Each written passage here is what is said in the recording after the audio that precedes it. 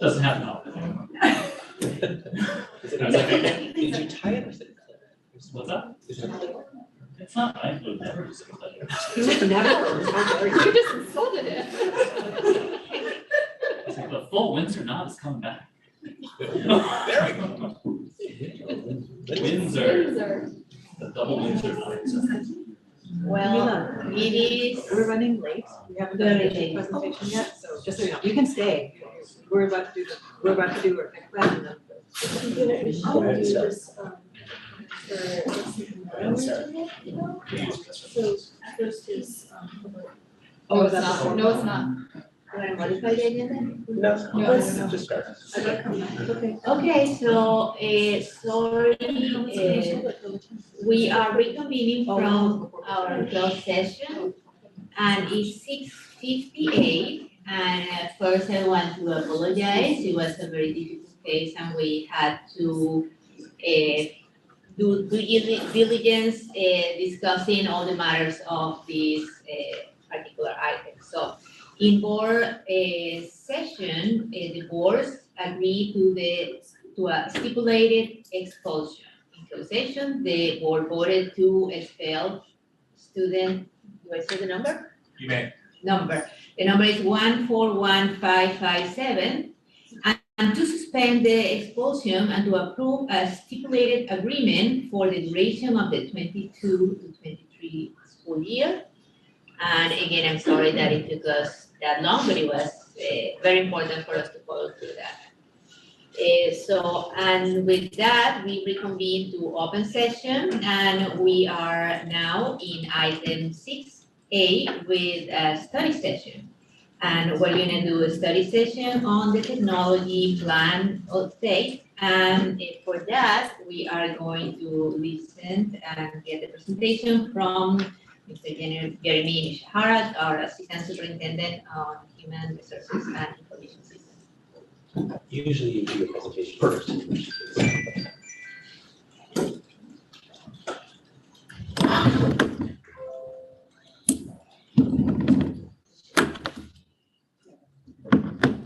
Thank you. Good evening, board and audience. Tonight we're launching our study session on technology plan update. Tonight's going to be a little bit less of a traditional study session because we're going to present to you a little bit of snapshot of where we are, but where we're going to go is a little more yet to be determined. So would love just any feedback. Basically, I brought some other help tonight, and we're just going to kick out ideas because we don't quite know where we're heading now into this great new unknown of the future. So tonight I'll be presenting along with, I have 3 co-stars with me.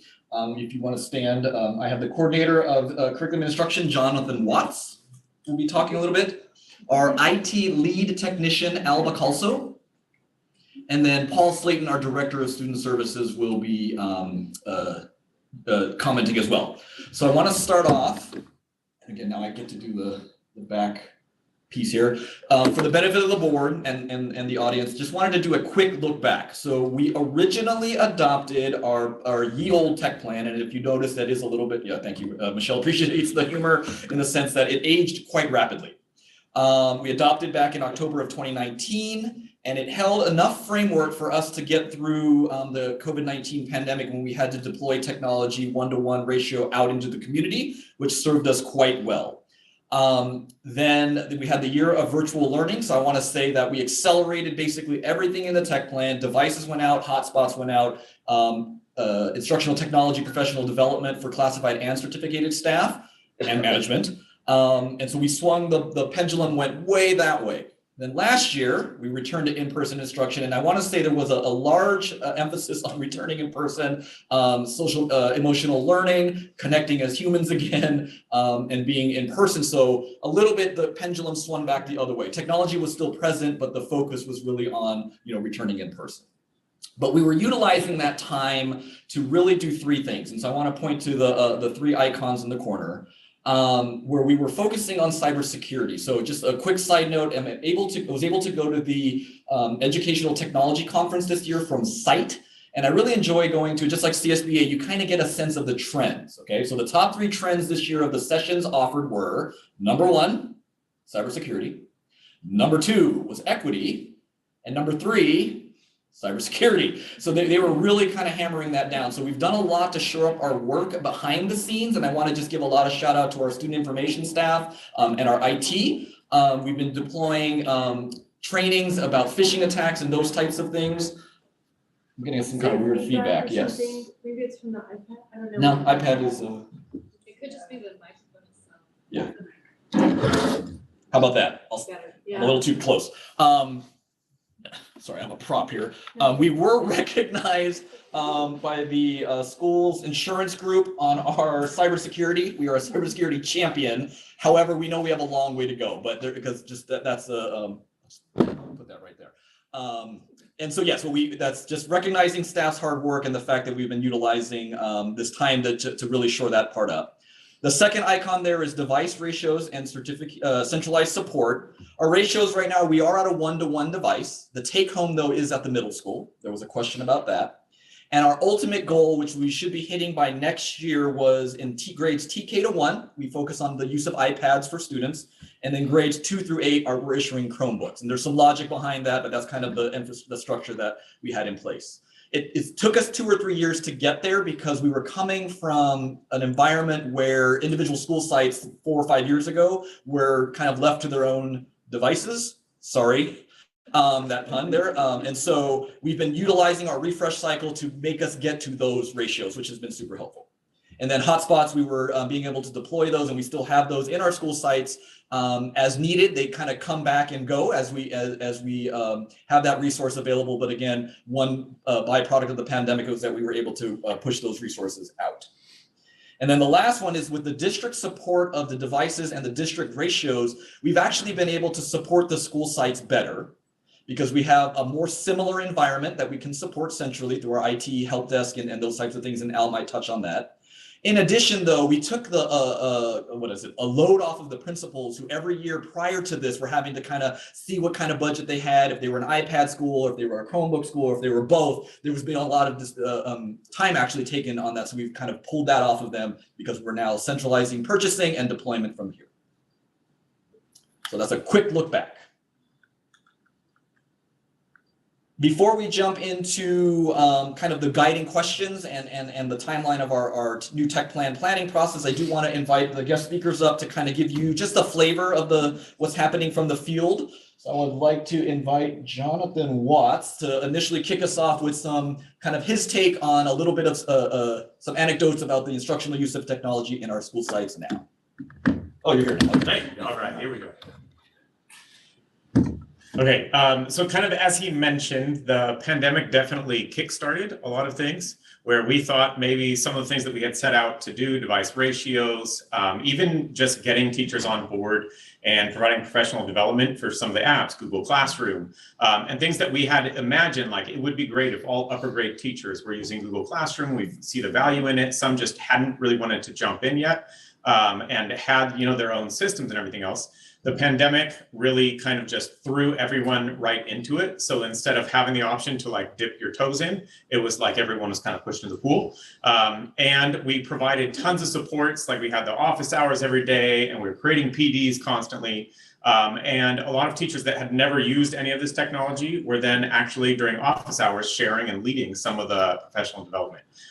So now the other thing that came out of that was all the companies that normally you'd have to pay and you'd have to go through this whole pilot process to be able to try out these apps to see if they're even beneficial. They were freely giving them away to school districts. So we got to try a ton of different apps that we would have never been able to try without spending a bunch of money. So now the job that we have is really refining those and looking at, okay, so what from the pandemic is still being used that was able to be kind of transitioned and still be used as an instructional tool in the classroom and now an in-person scenario. And there's quite a few, but a couple of the ones I mentioned, Google Classroom, which is pretty well used now across most upper grade classrooms. Edpuzzle is another one that I see, especially at the middle school. So during the pandemic, Edpuzzle was used all for distance learning. You can create videos, send videos out to students that they're going to watch, and then put stopping markers in there so that they discuss and they can interact with it, as opposed to just saying, hey, here's a video. At 5 minutes, I want you to press pause and then I want you to write this little, write a summary or write some questions you have. You can embed it right in the video, which worked really, really well for distance learning. But I was in a middle school classroom not that long ago, and they pivoted, and I think it was on one of their slides that they were using, I saw some little marker that made me think like, oh, that's a leftover thing from the pandemic. So I think it said 2020, they forgot to remove it or something. So I went afterwards and chatted with the teacher, and I was like, hey, is this like resources that you built during the pandemic that you just came? And she's like, yeah. And the conversation that I had with them was really exactly what we're looking for, which was, yes, this fit my need during the pandemic. And I saw that it had a really good benefit here, but the way that she approached it was, what components, what do I get out of them being here? So it's the discussions that I want. So she just tweaked little parts of the lesson. So it's still being used as a tool. It's still, able to carry over a lot of the hard work she put in, but she was thoughtfully then thinking, where does technology fit as an instructional tool here? And where do I stop that point and actually have them talk? So a lot of it was, it still stopped in the video. The question was there, but instead of typing it in, they then had sentence frames and were discussing with each other. So I think that's kind of what we're looking for, is what kind of apps are continuing to be used and have pivoted well from there. So the others are like Seesaw and Class Dojo, which we use a lot for distance learning, but are now still being used in the classrooms, but also to a larger degree for just communication with families. So we saw that the translation features, being able to message families back and forth in one language, and then they can message us back in their home language. We found that that's really useful. So that's kind of where we're going moving forward, looking at refining what we have, getting good at that, and then also, what shift do we need to make from how we used it in the pandemic to how are we using it now? And then also related to that is Al. Our collaboration with IT and how we really support the management of these apps, and then how he goes out to the school sites and is able to make all this actually happen. Okay, thank you. So IT has been actively engaging with instruction in supporting our staff and teachers and our students with deploying applications across the district. We've also worked with TOSAs in deploying certain applications that they needed to do trial runs. We basically had to make sure that we put those applications in a vetted process just to make sure that they're in compliance with our security and safety features. They run well on our Chromebooks and iPads. The technical specifications are on point. And basically the sustainability of the application, say if it still aligns with district goals in the future, or if it's still going to be working in the next couple of years or so. So those are the kind of things that we look into. In turn, that we've come a long way in refining our process with basically working with technology, being in remote learning with COVID 2-3 years ago. That was like our proving grounds in terms of refining our process and making sure that we learn from it, and we've come a long way with that. And the other component as well is that at that time we were so away, there was distance basically, but we've always promoted communication. That was the one thing that we had to push. We had to basically talk with instruction all the time. We do meet a certain amount of time, like every 2 to 3 months, just to touch base with what's going on with the current trends and our challenges in the district, and hopefully future-proofing our stuff for future projects. Just to give kudos to our department as well, the guys are pretty good with supporting our staff. Very knowledgeable, technically superior in all terms and stuff, but the other component as well is the customer service side of things. We promote our interpersonal skills to work with people, because after all, we work with kids, students, teachers, parents to some extent. So I think it's our approach of being empathetic towards the people around us. Just to promote that well-being in a sense of togetherness. So speaking of emotional component, Paul will touch base with that. Subtle. We worked on those emotion. So when we gave students devices, we also needed to incorporate a way to be aware what they were doing with them and to support positive use as much as possible. This is terrifying because we think of this kind of big brother spy component. There's two kinds of things. There's passive content filtering is what most of us think. Well, you just block words you don't want kids searching, and that's how you create a safe environment online. That doesn't work when it's an educational instructional device. For example, if you block the word firearm or gun, you think, okay, that's the right direction. Unless an 8th grader is doing a report for their teacher on gun laws in California. Then you've created a situation where that child has to either not use their device that we've issued them, or that there's a way to request that be unblocked temporarily, and it's just undoable. So we're fortunate we found a company that does this, and it's intelligent. It's called Securely. We still have passive content filtering usually terms that would be, obviously inappropriate. Securely has grown quite a bit. It was over filtering some pretty appropriate terms in 2021 for kids that would be Googling things about their family situation, their sexual identity, their socioeconomic status. A student may only have the school device, so we had to make sure they could use it to look for something personal without it being flagged and then being approached. You don't want to put a student in a situation where they were doing something appropriately private, and then because we noticed they were questioned about it. So delicate. However, it's successful. What we have now is active filtering. If a student searches firearm and school campus, that we would notice it. It would be brought to there's a team at the school district that gets those alerts. And what we're doing now is there's a team at the school site that would be able to talk to that student. A good example of this is a student searching symptoms of depression. If a student searched that, it would trigger an alert, not an alert that said, oh my gosh, this is urgent, we all need to drive to the school, but a social worker would connect with that student before the end of the school day to make sure they were okay. That would go either to the site social worker if they were available. It could go to an assistant principal or principal as well. Given the gravity, if it was a couple of searches on things like symptoms of depression and do students kill themselves, it would escalate. We'd have a more urgent alert, and we would make sure that a social worker from another school deployed if they had to.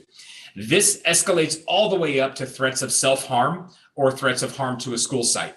Those alerts come pretty loud in the system. There's people in this room that would get them no matter when they occurred, and there's people at the school site that would also get them.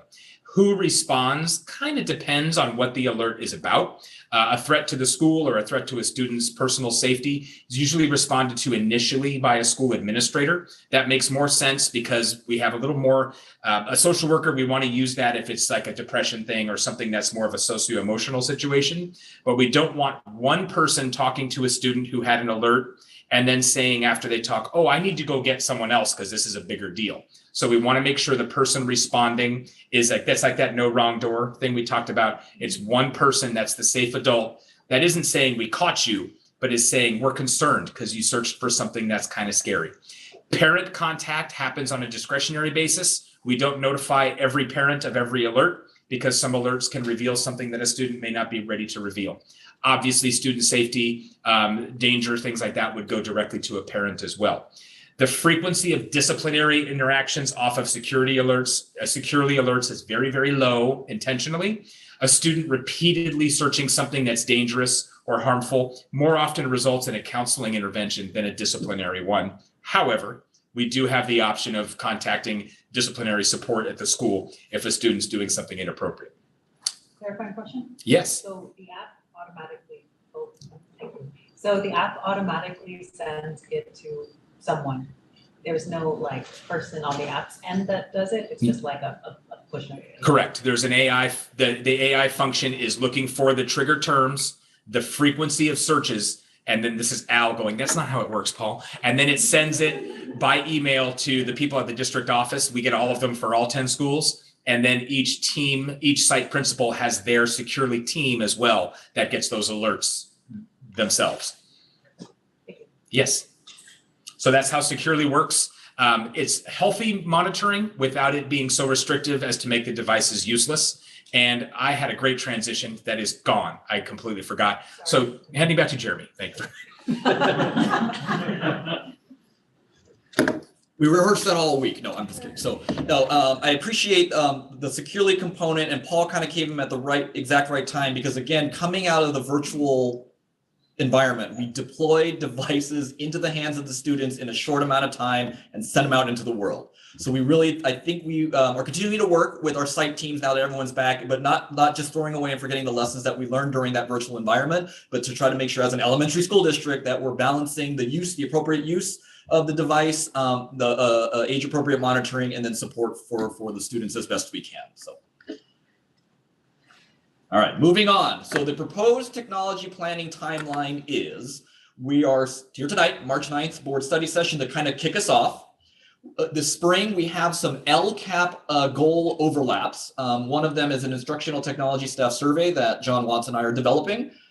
There's the 95% network uptime explicit LCAP goal. Now that everyone's on site, we wanted to make sure that's in place. There's a related item tonight on the board of the E-rate piece. That's those are steps in that direction to kind of support our backend network. And then common sense media lesson deployment. That is our, what is that called? Cyber citizenship curriculum currently in play. Then from the spring into the fall, we wanted to continue to outreach to our education partners regarding the technology plan elements.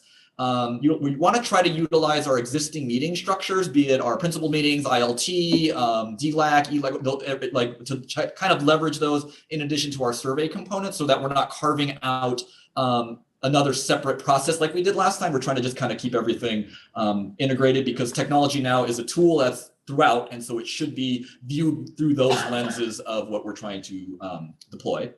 And then technology board update in the fall to kind of was the other bookend of this conversation, and then hopefully bring potential board adoption in the spring of next year. It might sound like, well, Jeremy, that's a year-long process, and it's a year-long process. However, I did want to say that the technology, now that we're back in session in person, is changing completely, because we achieved our vision because of necessity of the COVID-19 pandemic. But so we have this infrastructure, we have devices out. I'm cautioning us that we want to just live in this space of, so what does this mean now? Instead of saying, now what are we going to do with our next tech plan? We're going to, right? So we want to take that time to really be able to embrace technology as a tool for instruction, as a tool enhancing our equity and mission and vision of the district, or as a tool to assist with parent outreach. That's where we kind of want to live. I'll close in saying that I have a prediction, not a very bold prediction, that the next, at the next tech conference that I'll go to, the #1 topic will be, anyone want to guess? AI. Okay, so AI is going to probably be the next piece, so we want to try to make sure that we're taking that information as well to incorporate this, to make this document work for us. All right, so here's the framework that I'm proposing. I previewed this a little bit last time when we talked about this, actually, the study sessions. We're going to try to package the tech plan in these 3 pillars. One difference would be the ratios would be called out in a whole separate section of the tech plan, or the network infrastructure would be called out. And so I'm trying to say these are the 3 friendly end user language uses of technology in our district. Instructional use as a learning tool.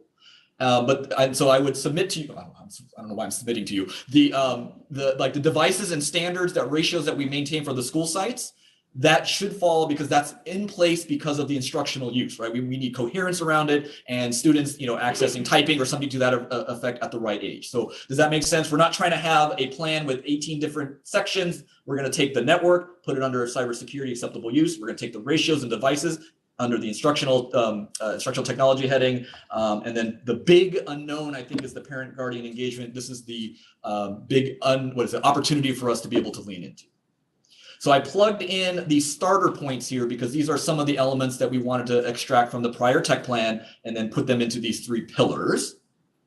So then my transition to myself would be, now I'm kind of just opening it up. I don't want to run through this by any one, question by question. My team here, or the team here, will help me take notes, and it's just kind of like wonderings right now. There's no wrong wondering, because we just need kind of time to make meaning. If I could be so bold, I will kick us off. One of the topics that came up last time was media literacy. And so we know that is definitely something that we need to kind of focus on in this day and age.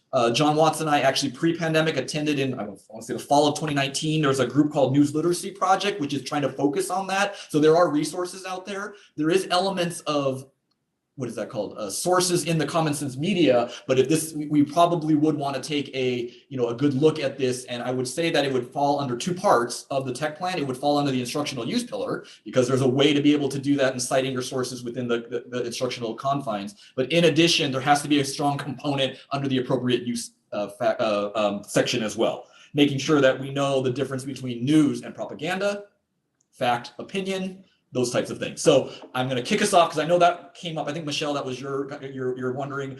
That's where it would appear. We've already made notes of that, but I just wanted to kick us off. So now, Isabel, I'm going to turn it over to you to just guide, like, if you want to say, well, what about AI, Jeremy? And then we'll start adding that to the list, and then we're going to try to give us some time to make meetings. So take it away, board, and you guys come up. Yeah, that's it. Okay, thank you for that. And now we move to public You're gonna do public comment comments. before Sit down for a we- second. All comments. So now is the time for public comment of this particular item.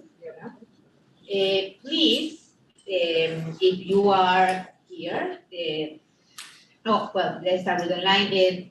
Please use the raise hand feature online if you'd like to comment. And if there is any public comment related to this particular item here, we're gonna, yes, this is 6A. Just the one, no, this is the one from 6A. Okay, so we have one comment. So please, where's the name? Dan. So Dan Penalosa can come and please do your comment. And before we do that, time limits allocated to public testimony are 3 minutes per person and 20 minutes for the whole public comments. Speakers are asked to give their names and their affiliations so that we can accurately record and reflect it in minutes.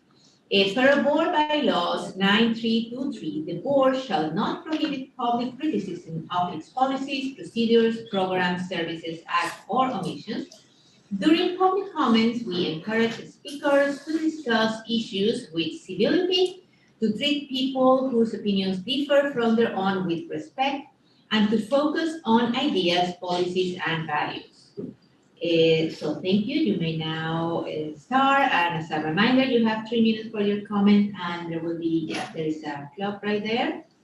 Thank you. All right, hi, I'm Dan Carlosa, he, him, and I am a Sunnyvale Middle School alumni and alumnus, and I'm here speaking on behalf of people who both couldn't make this meeting and who may or may not have left this meeting because of closed session.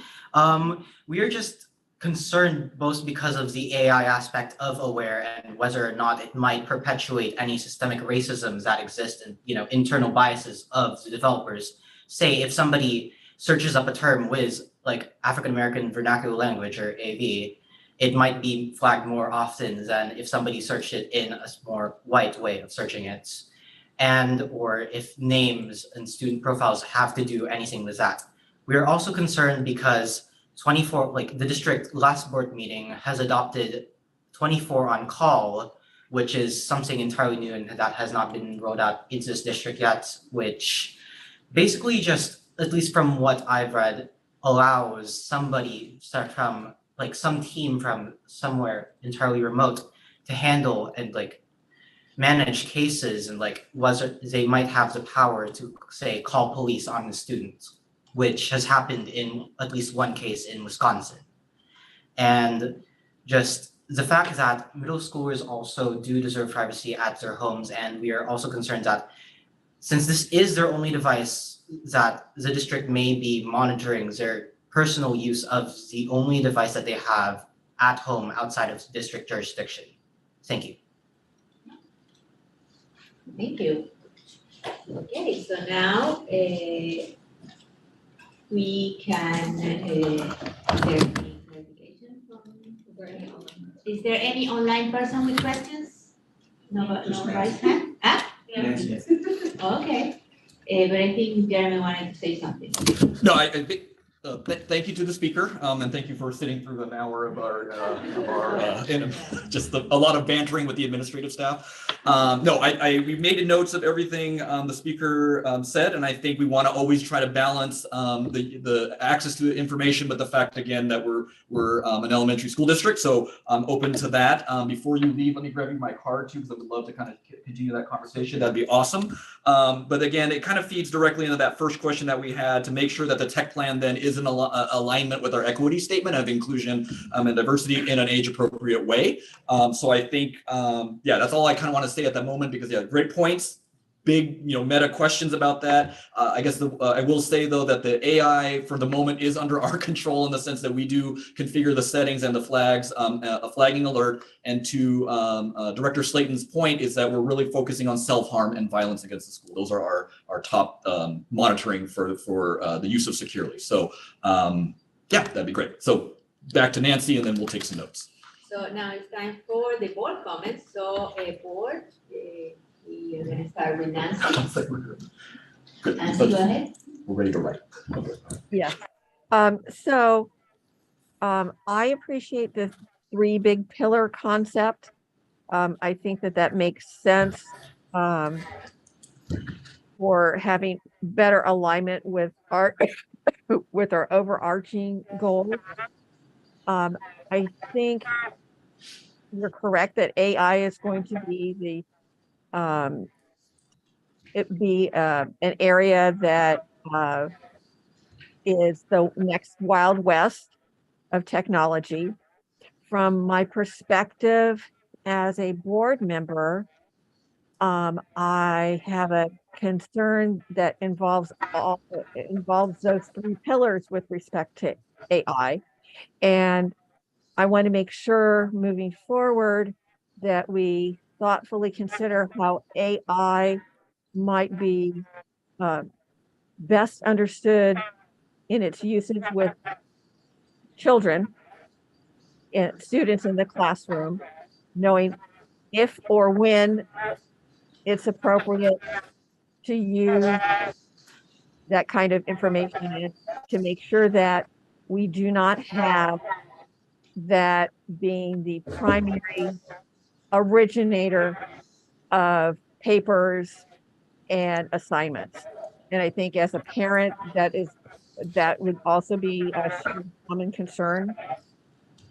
So that's a link that kind of links with everything going through with regards to AI. And I appreciate the speaker's comment about understanding unintended bias that may come up in what we choose to select as areas that would be flagged. But we always need to continue to be mindful of any kind of bias in any kind of interactions that we are having as we move forward with equity.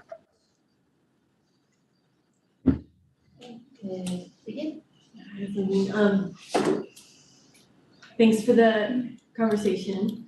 I was just thinking for the technology pillars, since you were talking about student use of like not necessarily instructional use, but almost personal use or extracurricular use. Maybe, we talk a lot about the development of the whole child. So, and I remember during the pandemic, there were kids who were using their Chromebooks to figure out like when they could come and pick up food from school, right? So there's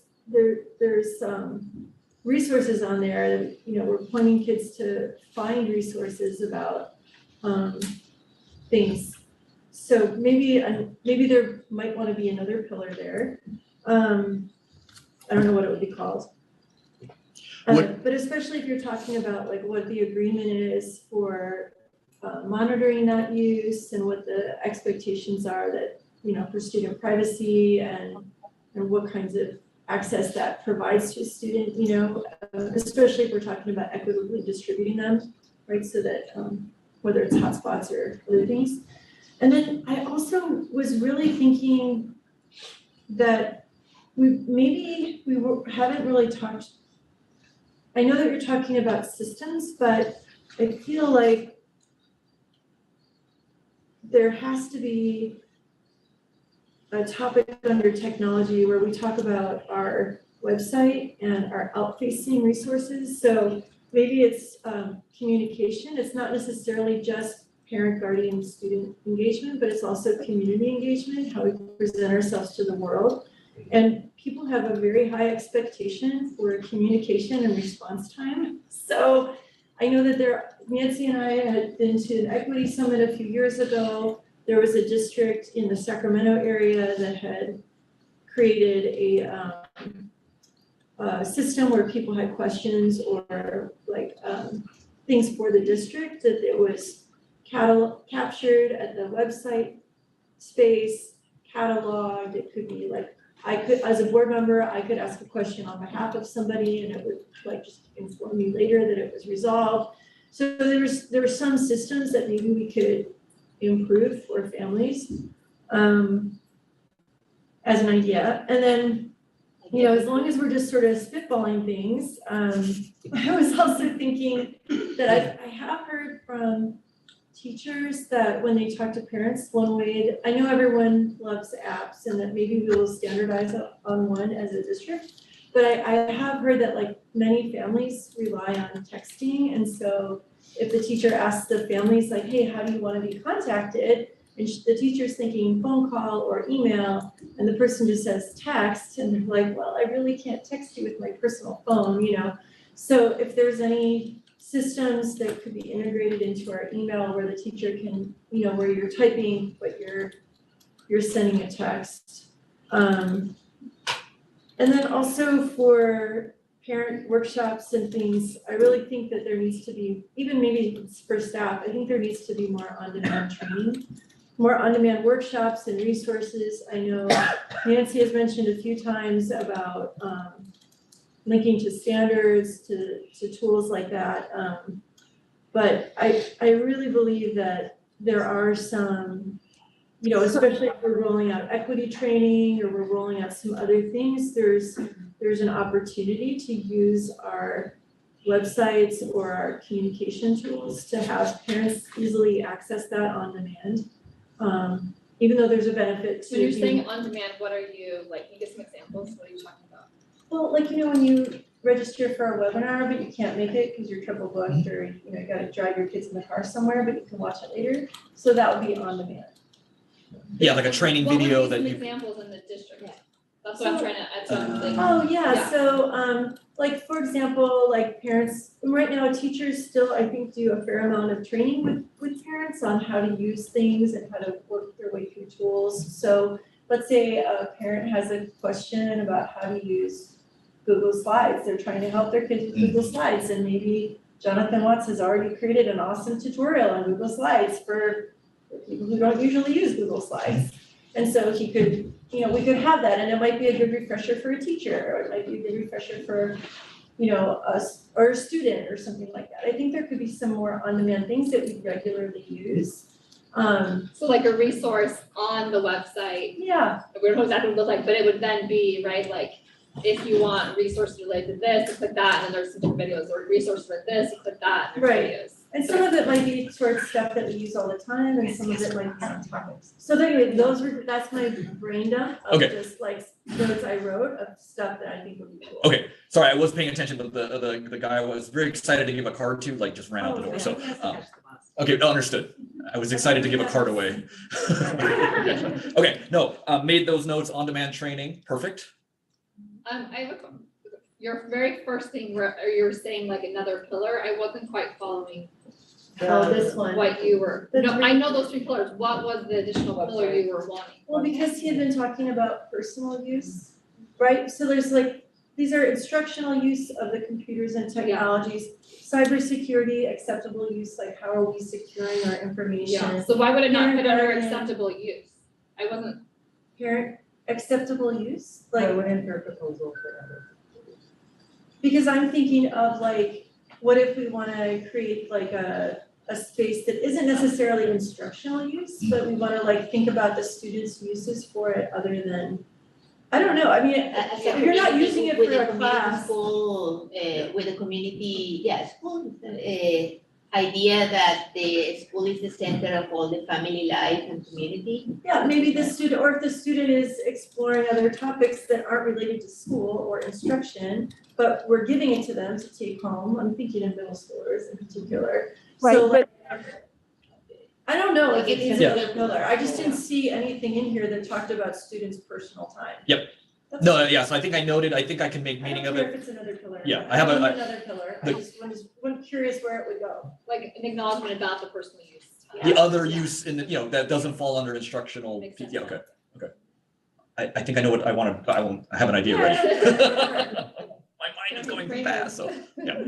I have a question about securely in the case study that Dan was referencing. Yep. They also very offhand mentioned how they were able to unblock Amnesty International because apparently that was blocked by default. Why was that blocked by default? Can we control the things that are blocked by default? Securely blocks a lot of stuff. My kids all the time were like, securely blocked it, securely blocked it. Yeah, can we like, Yeah, so there's been like a couple of like false flags sometimes because it's AI is learning, constantly learning all those different websites. We have like gazillion websites out there, so they can't really track each one of them. So usually when that happens, a teacher or a staff or even a parent will just email us and say, hey, this is legit.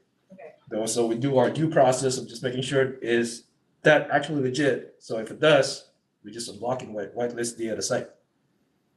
I wonder if there's a process by which we can actively unblock some things, like maybe Amnesty International or things that kids might be using to. Right, so, like I said, so it's proactively learning. Okay, yeah. So whatever that they had in the past, like, those things that you mentioned, they should be unblocked by now. Okay, good.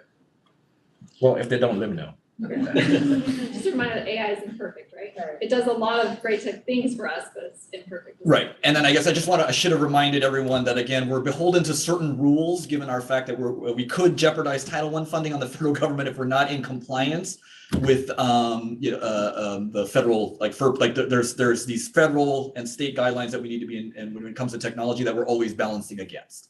So, but great question.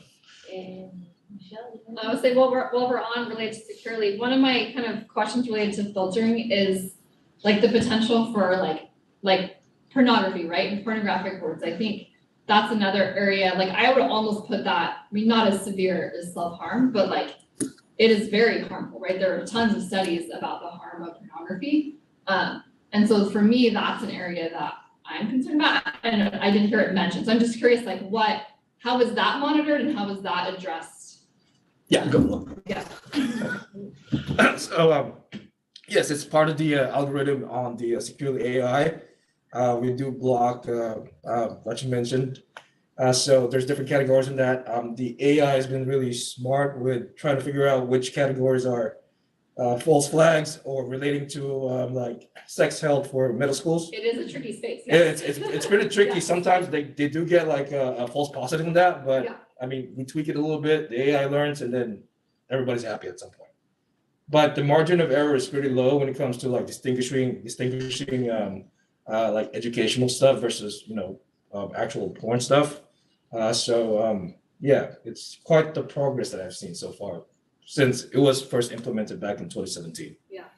And then just follow up, and this might be a little bit more of a Paula question, kind of like how you answered, like if stuff is being flagged about depression, right? Or stuff is being flagged about harm, what the process is. I'm curious when this pornographic stuff is flagged, what's So the yeah, process, like how is that addressed? that would be one of the social worker soft contacts. It would fall under a socio-emotional issue, not a disciplinary, unless it was something a student was doing in class, showing to friends, then it crosses over into creating a victim on campus that we need to address their rights as well. But that would be a soft response socio-emotionally compared to a disciplined response. Parent contact, discretionary, definitely not something we usually use contextual clues with the student or family history with the student to decide if the parent contact's appropriate. Usually it is, but it's definitely not an automatic. Okay, that's helpful, thank you. Can I add on to everything? Okay, so not to be a total bummer, Go. but there's been a rise of depression, addiction, sexual assault, suicide ideation with teens, right? So I'm just wondering if when you are shopping around for apps or things that you wanna recommend for families to use, for kids to have on their phone. I know a few years ago, right before the pandemic, YWCA was promoting an app that was like student peer-to-peer support. So like, if they heard, kind of like see something, say something, but it was very much like that it was partnering with counselors and stuff like that. And so if you know of any that have developed since then, maybe we could vet them as a resource and promote them in some way. Not that we would necessarily manage them, but I think there's a piece where we would be educating the kids about that. And then totally not related to what she was saying, but what she was saying just made me think about an interesting space under the parent engagement could be, I don't know how to, I'll just give like the example, right? So a while ago, one of my kids was in 4th or 5th grade, and the teachers in that grade level were like seeing, right, like kids doing things on their phones that weren't super great.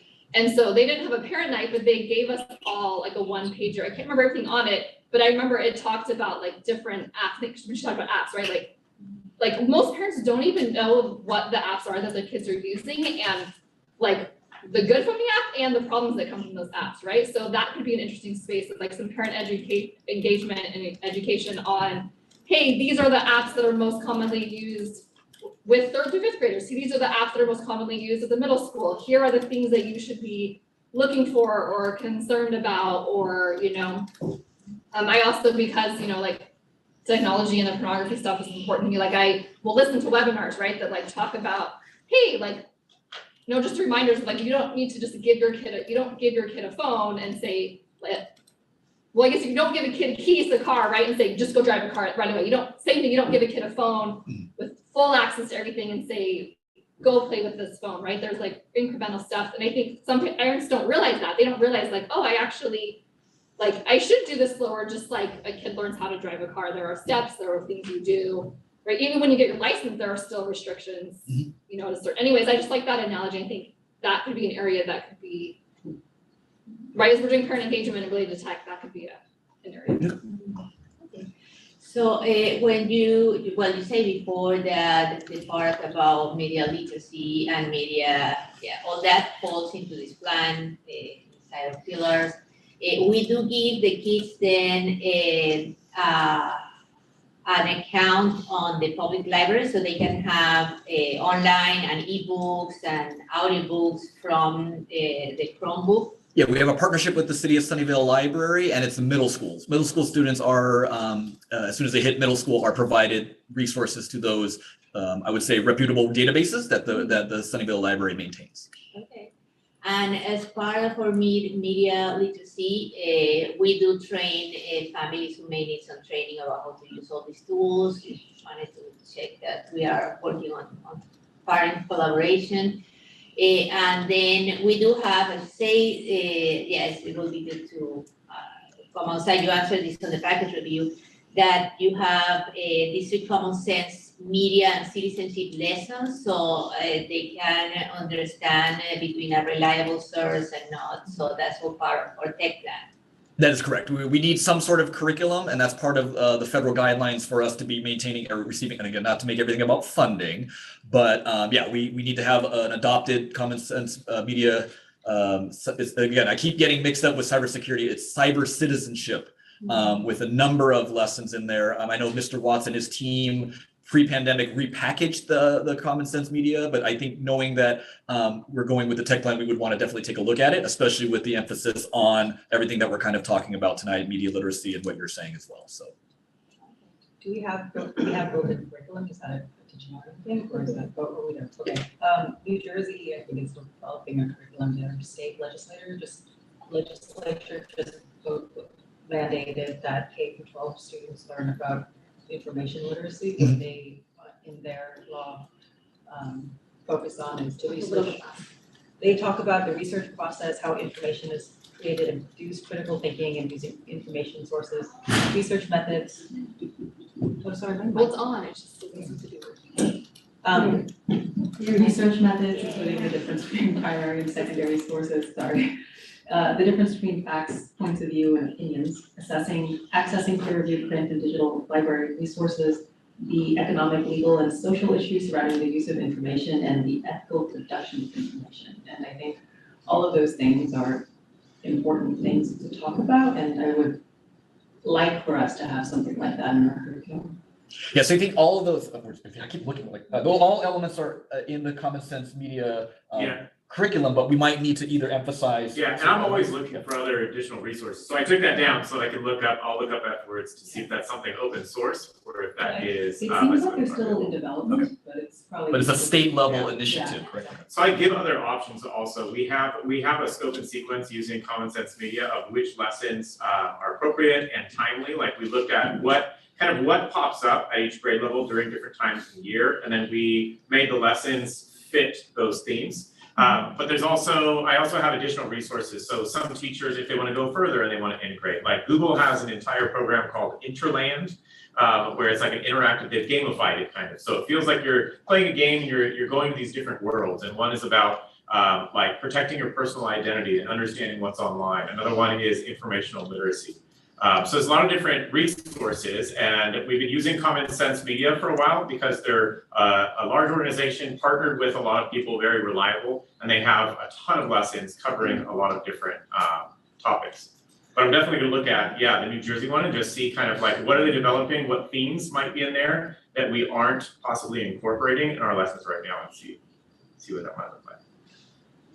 Okay. I would love for the website to have pictures of the humans that work here, of the district people who are in charge. You know, when you go to some of the school websites, they have that. It's a fun photo. You guys take photos every year, every few years.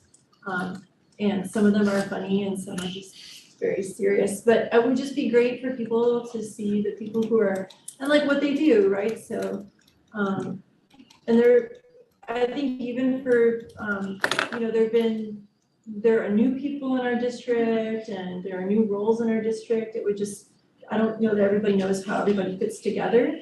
So even some employees might be going like, wait, what department is that? You know what I mean? Like, so I think it would just be great for the public and for parents and families to like have an understanding of just the basics of like, hey, you know.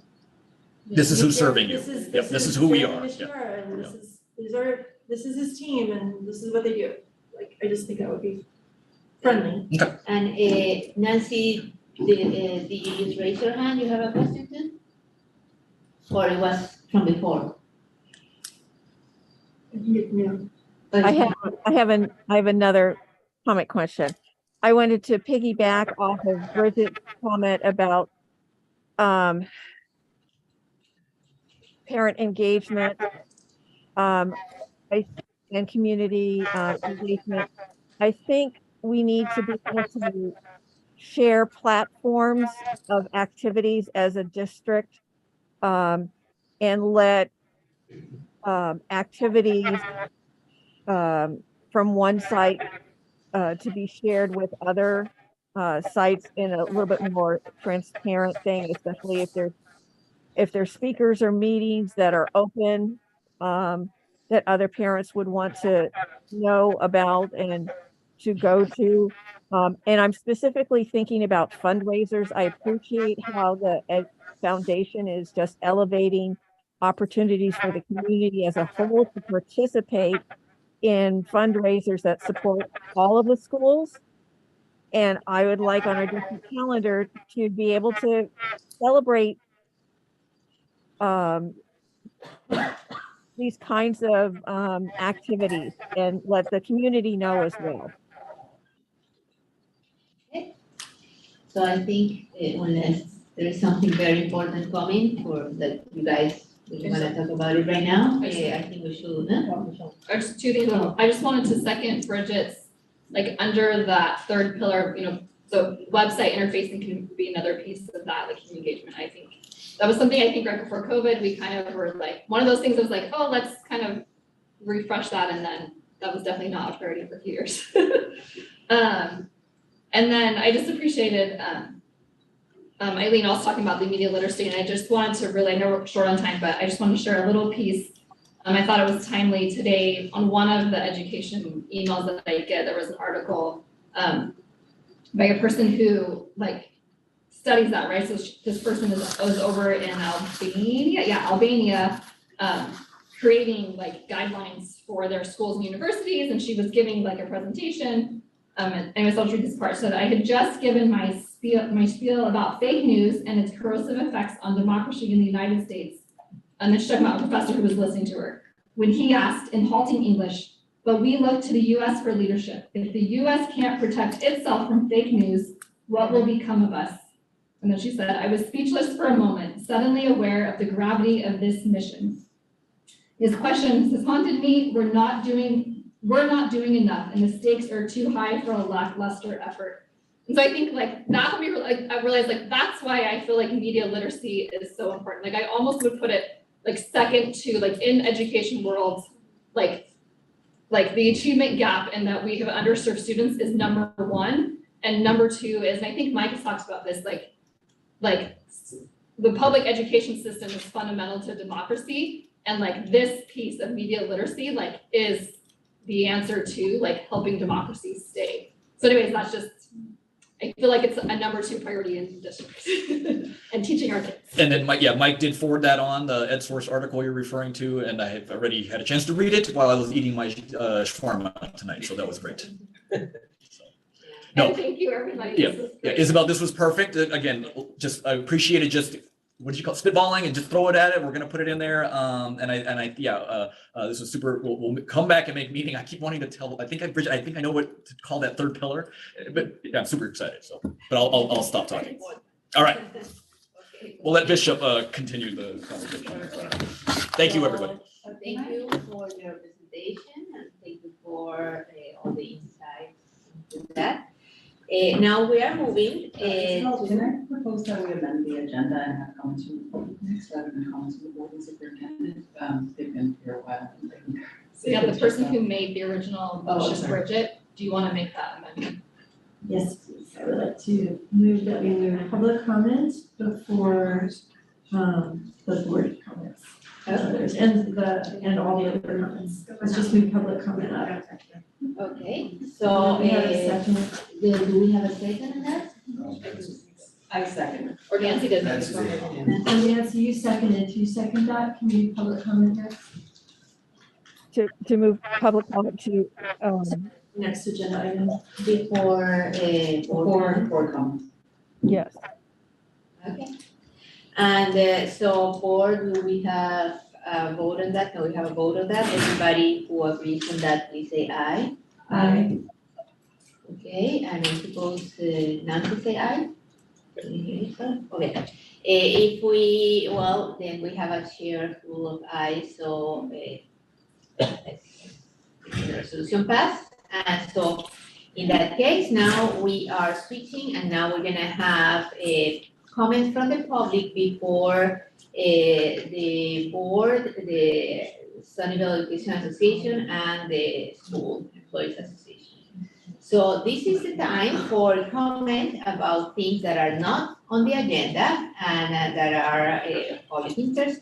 This portion of the agenda provides an opportunity for members of the public to directly address the governing board on any items of interest to the public. However, provision of the Brown Act Government Code 5494.2a and 3 preclude any action being taken on any item not appearing on the post agenda.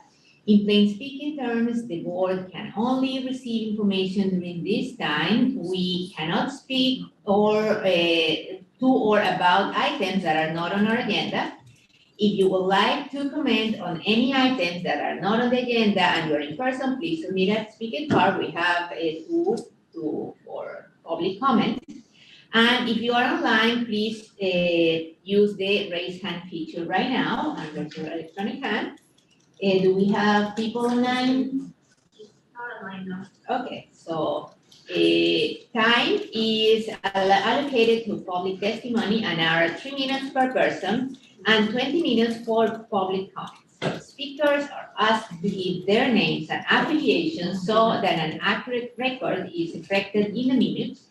If you are a person, you were provided a speaker card, and I have it right now. If you would like to speak during the session remotely, just put in a hand, sorry about that again. As a reminder, the board, by the board bylaw 9323, the board shall not prohibit public criticism of its policies, procedures, programs, services, acts, or omissions. During public comments, we encourage speakers to discuss issues with civility, to treat people whose opinions differ from their own with respect, and to focus on ideas, policies, and value.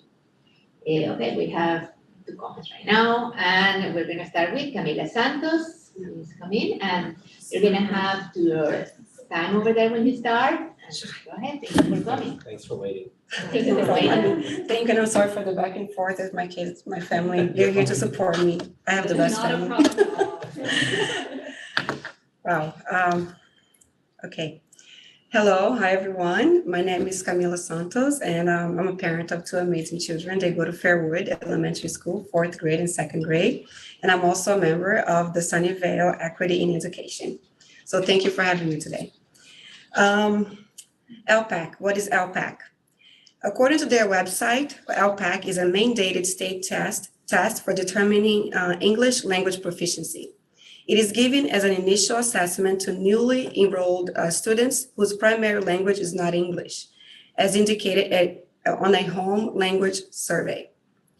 However, today I'm here to share with you that LPAC is a flawed and discriminatory assessment practice against American-born bilingual children, and it should be removed from the state education curriculum. I believe LPAC is discriminatory because it separates children who are immigrant descent from those that are not. American-born bilingual children feel singled out simply for speaking another language. They're not being tested, they're being tested more than their monolingual peers. By not passing the LPAC, students are prevented from taking elective classes in middle school and high school. As a result, many students who are being subjected to take LPAC may feel discouraged and unmotivated by their test scores, which can further hinder their language development and lead to feelings of isolation, exclusion, and low self-esteem. I believe LPAC is flawed because it introduces a pass or fail hurdle for American-born bilingual students under a vague criteria called English proficiency. These tests do not accurately measure a student's language proficiency and cultural and linguistic diversity, which may not capture the use of the language in real-life situations. Plus, it doesn't consider children's learning disability and test-taking skills. In the school application form, parents can lie about their kids being bilingual, which lets them skip LPAC altogether. It takes away focus from teaching English to newcomers who are the ones in real need for learning a new language. LPAC puts a burden on students, teachers, and schools due to its inaccurate measurement of language proficiency.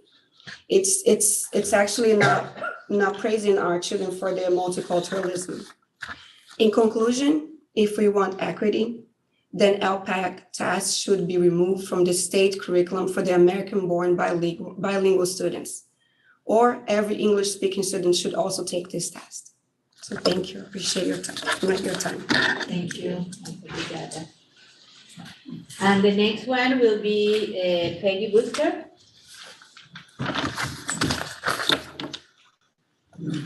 Hello, how are you guys? Forgive me, I'm a little scattered with my notes here, but I will do my best to communicate what I'm here to talk about. Hello, my name is Peggy Shen Brewster. I'm the parent of a 2nd grader at Bishop Elementary. I'm the grants administrator at the Sunnyvale Education Foundation, as well as the founder of SEE, which stands for Sunnyvale for Equity in Education. Tonight, I'm not speaking on behalf of either of those groups, but my comments are informed by what I had observed as being part of these groups and also my experiences teaching. I'm strangely grateful for the pandemic, which pulled me and my family from teaching and taking my kids to Mountain View schools, and we were placed in, and we signed up for our neighborhood school at Bishop. I was so pleased. I have been so pleased with our experience there. It's such a wonderful community where the teachers feel truly supported, and the admin is very positive. it was a little different in Mountain View, in my experience. I also love that my son goes to a school where not every student is exactly like him. I love the diversity of the families at Bishop, which was on full display at our multicultural festival last month. But it is true that many times immigrants, particularly Spanish-speaking families, don't feel that schools are really theirs. The school experience is very different for children all across this district. As you know, some schools have low SES percentages of 11%, while at ours it's 60%. Some schools have 18, 21% of students that are language learners, while at some other schools like ours in San Miguel, it's over 50%. At some schools, we have hundreds of parents that can sign up and volunteer, and while at others, it's just a solid 8. At some schools, we have 3 unirrigated garden beds, and others, it's 27 that are fully irrigated and have classes visiting every week with 3 garden volunteers from each classroom. So when we see that there's such disparate experiences in the district where inequities often they do fall along classes and racist lines, I believe that it's our job as a district and perhaps our job as an educational foundation and community to acknowledge that these gaps are there while also putting in systems to close those gaps. So I couldn't get a seat to our equity summit last month, but what I do know is that equity should not be a one-day conversation. We need a systematic approach to recognizing injustices, identifying how our decisions affect specific populations, while approaching these conversations with humility and respect for people in a culturally affirming way. I think it's important to be aware of the tendency towards hegemony and be wary of a colonialist mindset in which people in power, people of privilege, make decisions that they deem best for others. It's complicated. And I don't think it's fair to task this with everyone to keep in mind. Instead, I encourage the district to establish an equity task force with specific personnel responsible for ensuring that equity is addressed. Thank you very much. If you have some more, you can give it to us and I'll just. Let me finish my thoughts here. I will, yes, thank you. Yeah, very important issues and we're very appreciative for everybody taking their time to come to the meetings and to come in person, so thank you very much. And if we don't have any online still, then we move to the next item. Thank you very much for coming. Please stay if you want, you are not being out. But, You're also welcome to leave. well, you're also welcome to leave, you are not in prison here, not not you. I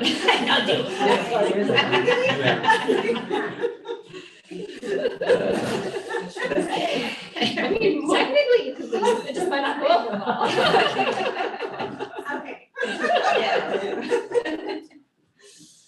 Okay, the next item will be, well, now that was, we moved the number, but for us was 7, now it's gonna be 8. Comments from the board and superintendent, and we're gonna go down the line, starting by Nancy. Yes. I'm here today in Florida. I wanted to let the public know that I may need to step out at different points in time of the meeting to care for my father who had a procedure today. And I apologize in advance, but I'm the caregiver who can provide some medication for him at specific times. And one of those would probably be in 5 minutes. So if you see my camera go off, that's just to let you know that I'm briefly stepped away and I will and I plan to return. I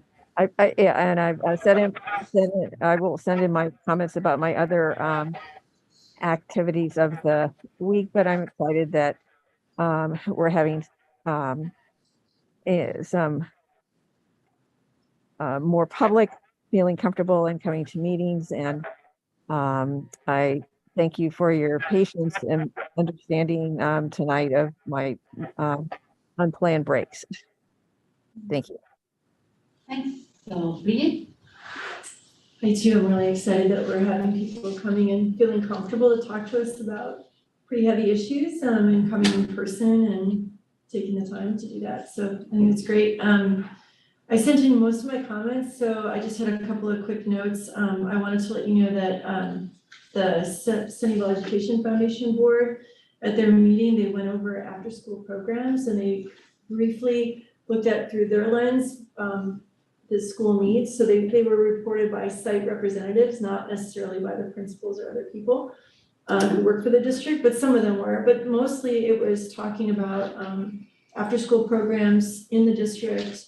And they were noticing that there were some schools that had 1 or 2, and there was one school that had over 20 after-school programs going. And so they had some recommendations, they had some ideas, they had some more questions because their survey was pretty straightforward and some people offered more information. So they didn't ask they didn't follow up with anybody. So I forwarded that information to Mike. I know he's met with some people, or is meeting with people from the foundation about, a bunch of different issues.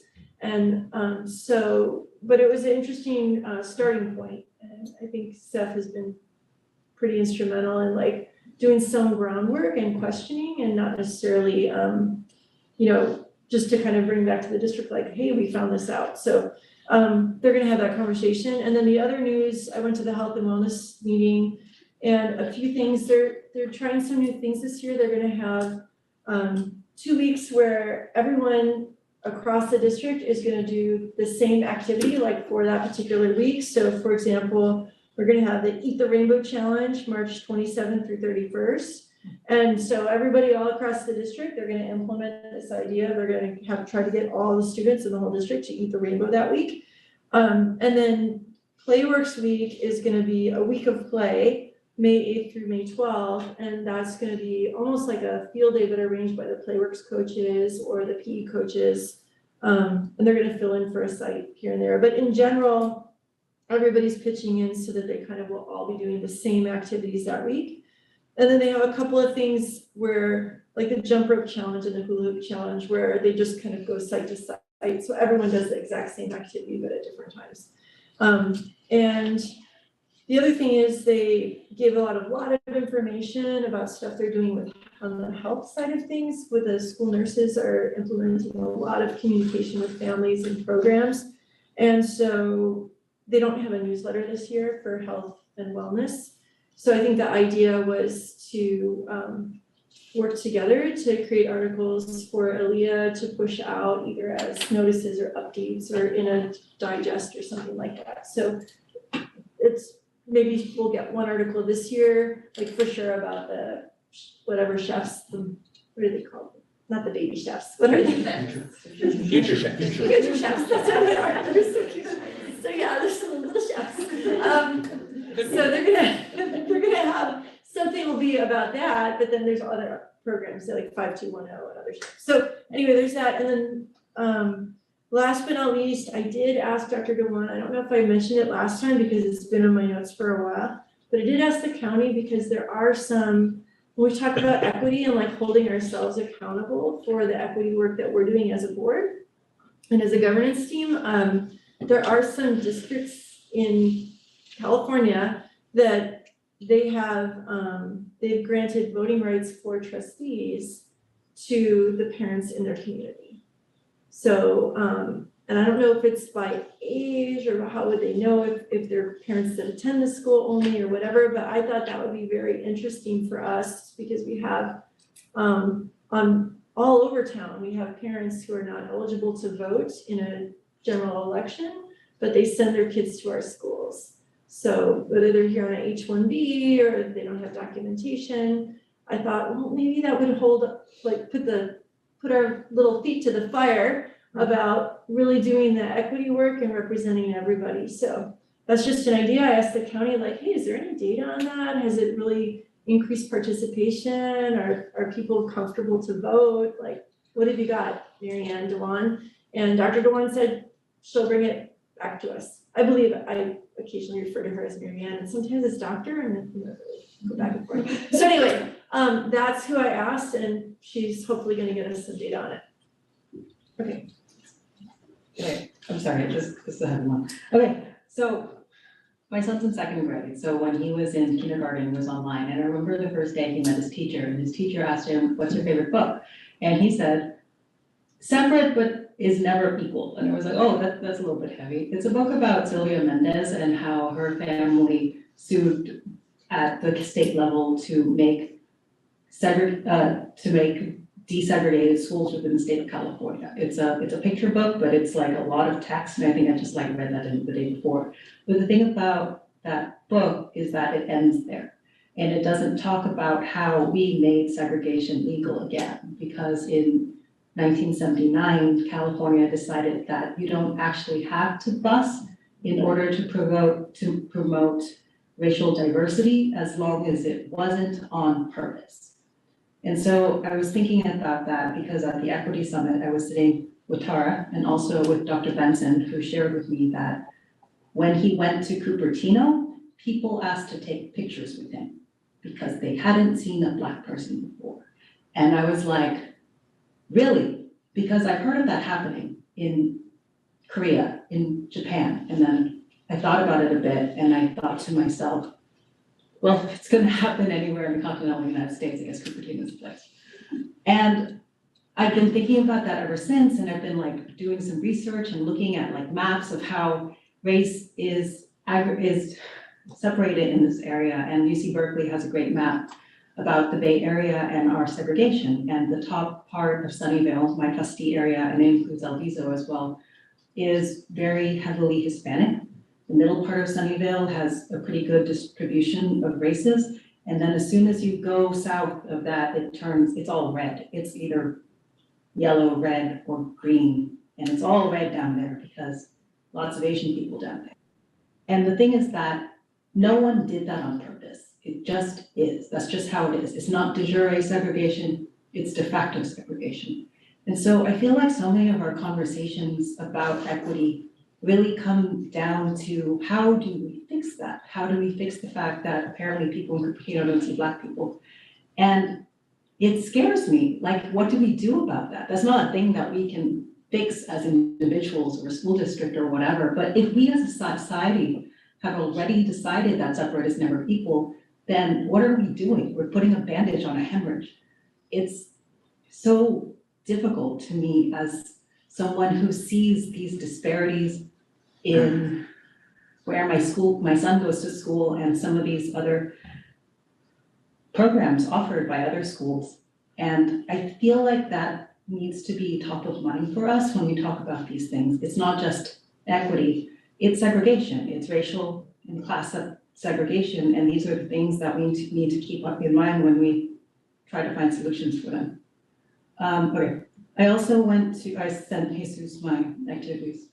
I also went to the press conference for Summit Denali. There were so many parents there who were so upset about the school being closed. A lot of the speakers talked about the need for closer monitoring of charter schools, so they closed down because their budget didn't allow them, but also their board is unelected. They're just people chosen by the company. And so there were a lot of people there who are calling for closer monitoring, especially since that building that they aren't gonna have a school anymore, they're sending real estate agents through there while kids are studying there. And that building is going to be sold.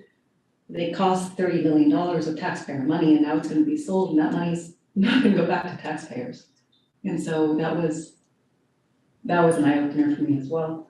But so many parents were saying that they wish that the school district offered something like this, offered a program like this, that public schools for one reason or another didn't work for their child. And I asked them, like, what do you mean? What specifically are we not offering? And someone said, parent participation. And they said, we have that, actually, we have that. And then they said, differentiated math curriculum. And I was like, we kind of have that. And I feel like that one is a little bit more teacher dependent, but my son also needs pretty differentiated math curriculum. And I felt in Sunnyvale that we do a pretty good job with that.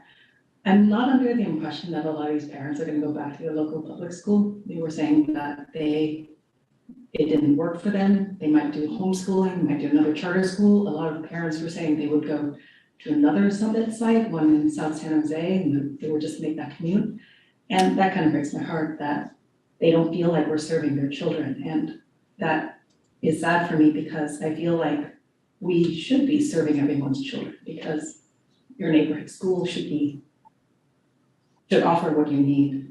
One of the parents suggested that said that at a previous school her child was at, that they scanned for giftedness for everyone. And I thought that was an interesting suggestion because I feel like there are some kids who don't fall outside the bell curve and we see them as unmotivated. They might actually just be bored. And I know we don't do GATE anymore, but I thought that was an interesting suggestion and might capture some of these kids who we might otherwise be losing. I have a complicated relationship with the word gifted, especially as someone who believes very strongly in the concept of a growth mindset. But I understand that there's studies and things about this, but I feel like we need to give these kids that opportunity if they need it as well. Okay, I'm done. Michelle? I had a few thoughts, but I'm gonna save them for next meeting because it's so late, so I will share them next time. Okay. Well, thank you for the comments. I will send Jesus my list, which is also long to talk about. But there were a couple of highlights during the last couple of weeks. I have been talking with the other two districts that we share a lot of kids, high school, and also with Cupertino. And then we talk, at least with the high school district, that we are gonna try to find a way to go together to talk about how we can serve each other and help each other in serving our kids better. Sometime in May, we just need to find a day that works for everybody. So, but sometime at the end of the year, and then we can, work together as a board in some probably philosophical terms, how to work together as good as we can, and probably also the superintendent and maybe other key people we want to be sure that we encourage communication and collaboration for the kids as much as we can and in the best way, and also for English learners. I also have been in a lot of celebrations for the Women's Day, which was yesterday, and one of them was, during first, I talked a little bit with Dr.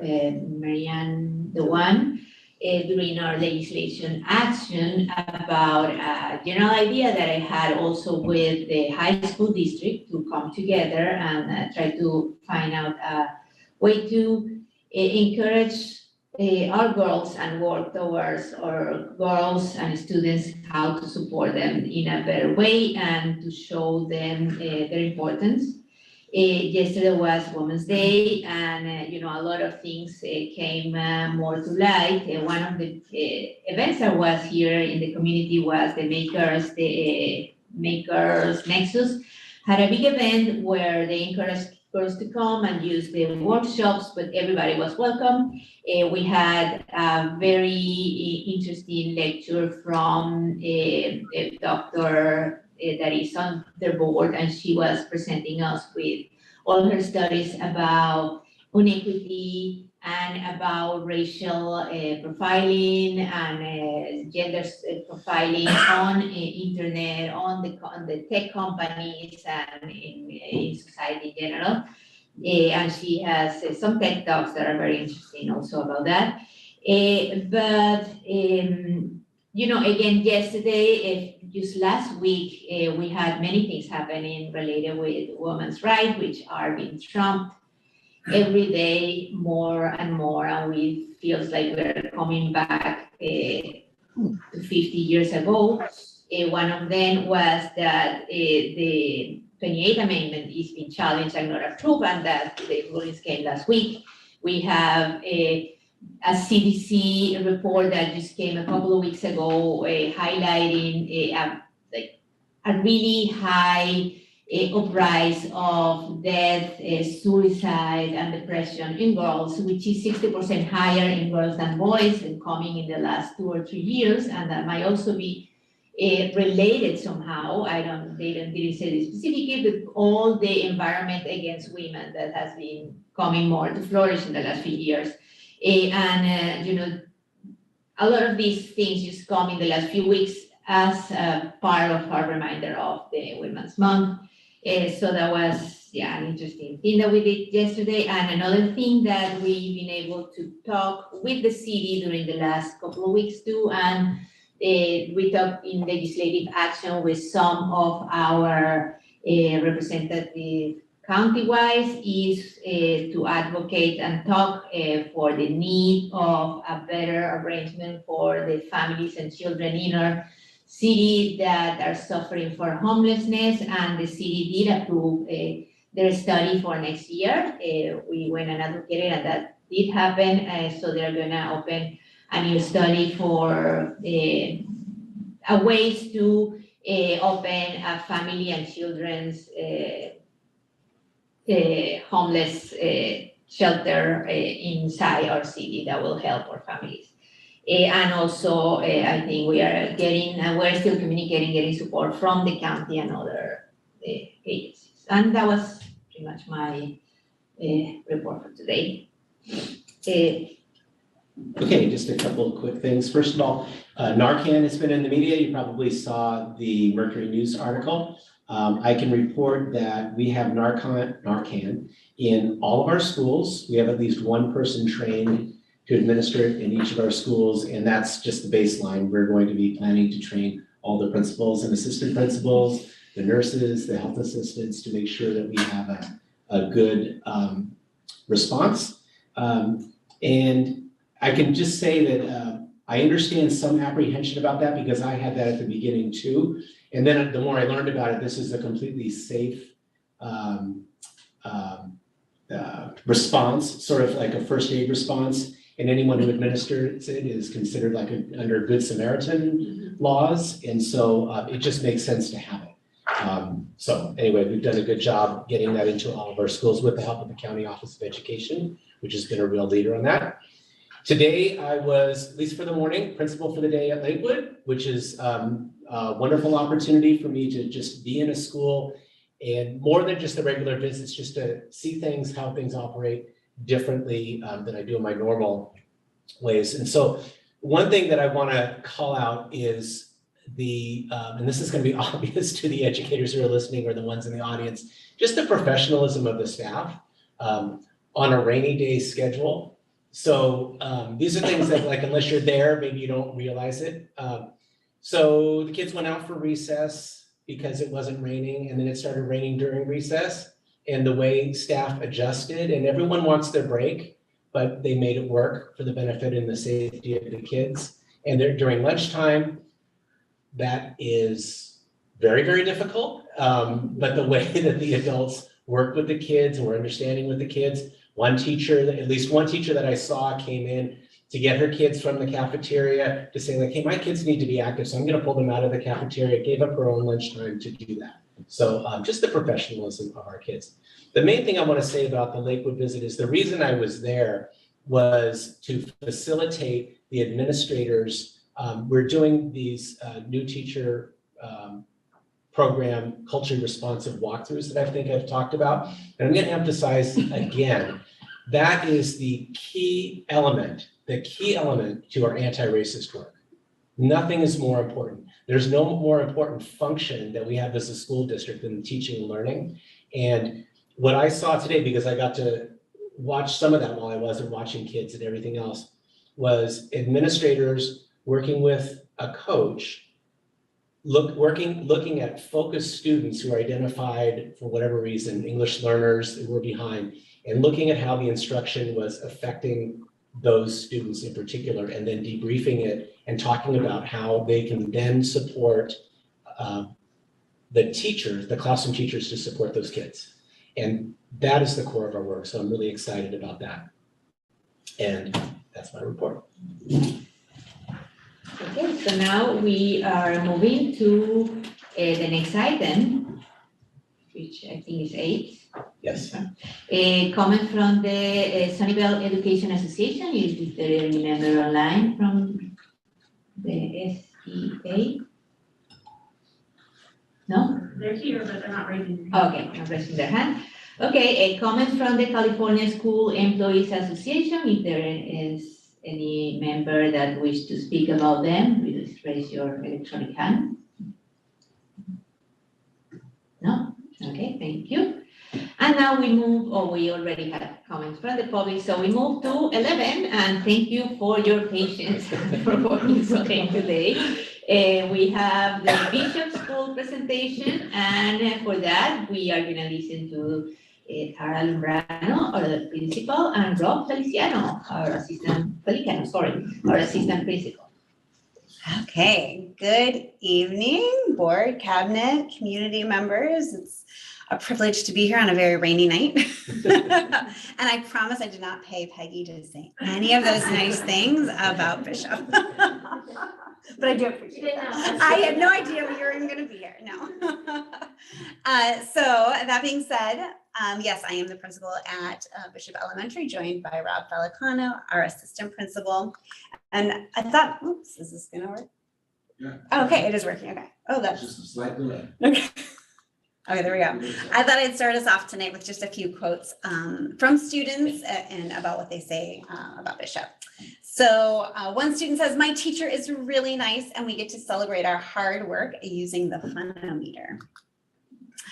Oh my, I'm not gonna be able to read that from here. My teacher makes me feel happy because sometimes we have a raffle ticket party. He helps me learn about math, writing, social studies. If you get a raffle ticket, then that means you're paying attention and you did a good job. That was from a 3rd grader.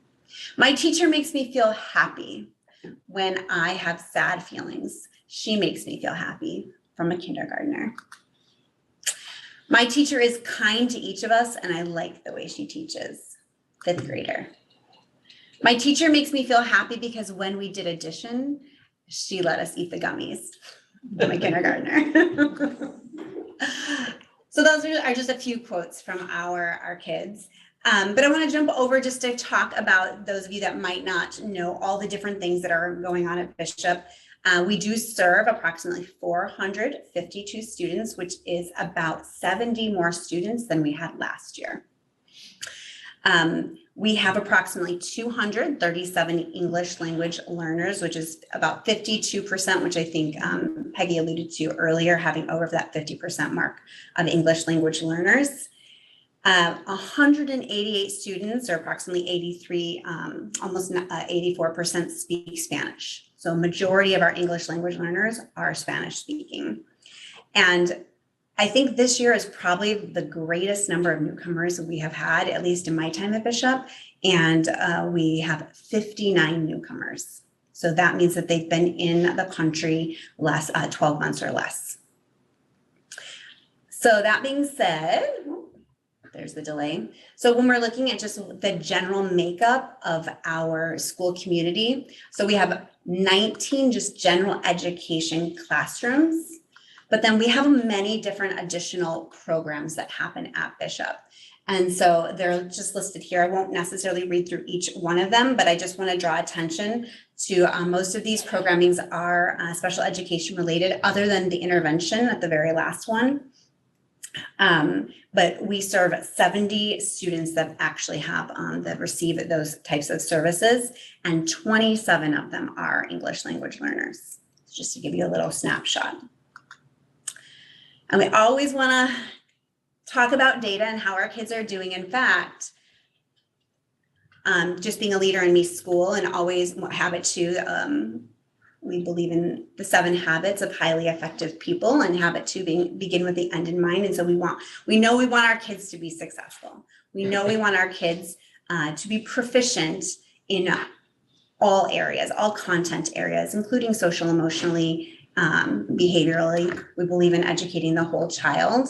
And so I just want to quickly review just a snapshot of what our trimester 1 to trimester 2 data looks like. I will say, because of the way that our trimester ended, this is not exactly, if you look at trimester 2, the data that is now, there was a class that was missing data, so it did change a little bit.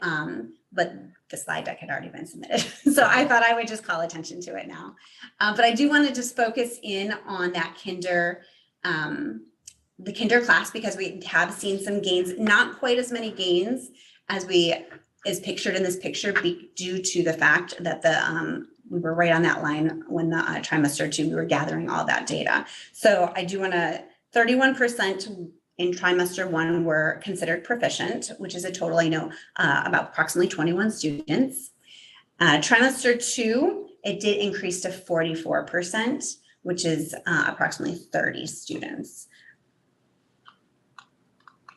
And then just looking at math and drawing attention to our 4th grade students. So trimester 1, performing in the proficient bucket with we're at 36%, which is a total of approximately 22 students.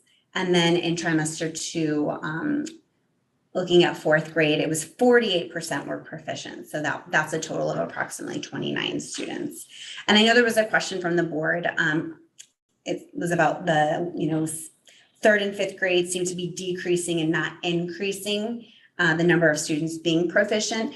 And that is hard, because what happens with the data is that everybody comes in at the same level, right? Everywhere at different places when entering. And then as we're assessing, we're expecting them to move at a certain rate. And when they're not moving at that rate, then that's what shows in the data by them not necessarily being proficient, because the benchmark keeps moving. So if we expect them at a certain place in October and they're not there, well, when we reassess them for trimester 2, that benchmark continues to move. So they should be at a different rate. And if they're not there, then they're considered not proficient.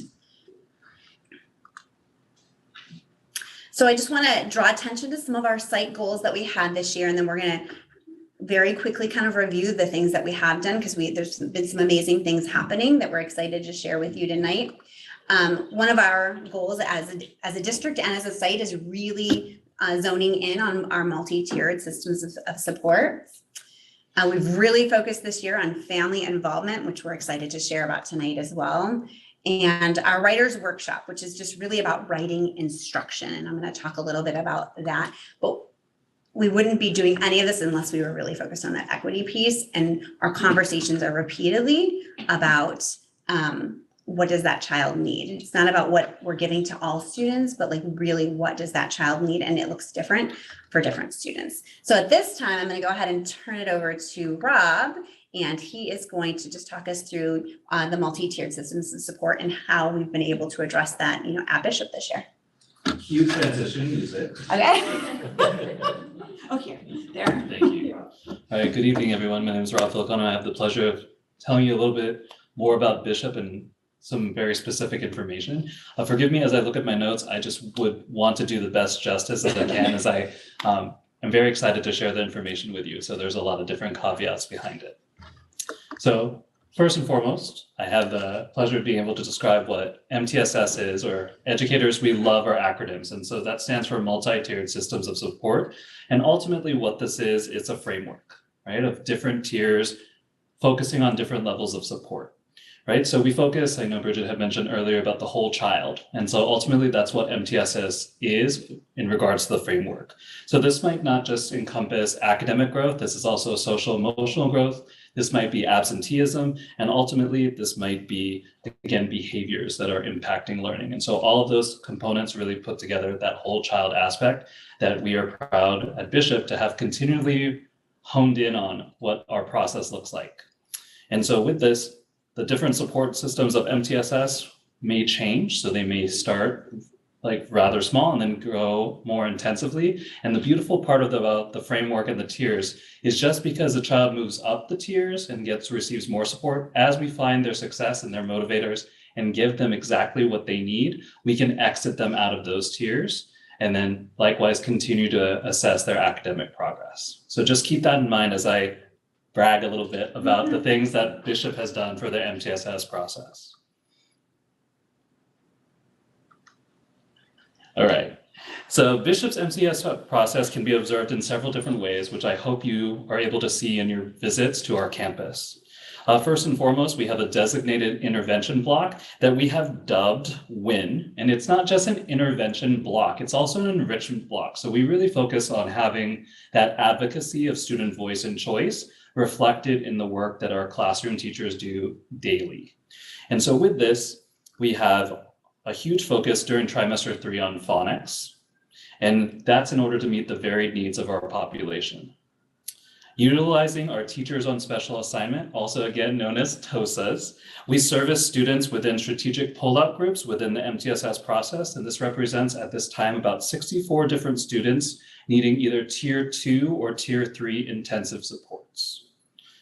These groups are created through data meetings in collaboration with teachers and other support staff throughout our campus, again, because we believe in that shared leadership model as part of our Leader in Me program. Interventions are also represented in classroom work within teacher groups. And so ultimately those would be our Tier 1 instruction, because everything starts with our teachers who see their students each and every day and know them best. With that in mind, professional development is a huge component of our MTSS process that enriches our daily work. For this year, we have been focused on math modules. Culturally responsive teaching, in particular, we're focusing on that WIN aspect, what students need. And so advocating student voice in order to make sure that they have those skills to go from dependent learners, where adults do so much of the heavy academic schema lifting, to independent learners where they can advocate for self, and again, demonstrate those skills as lifelong learners.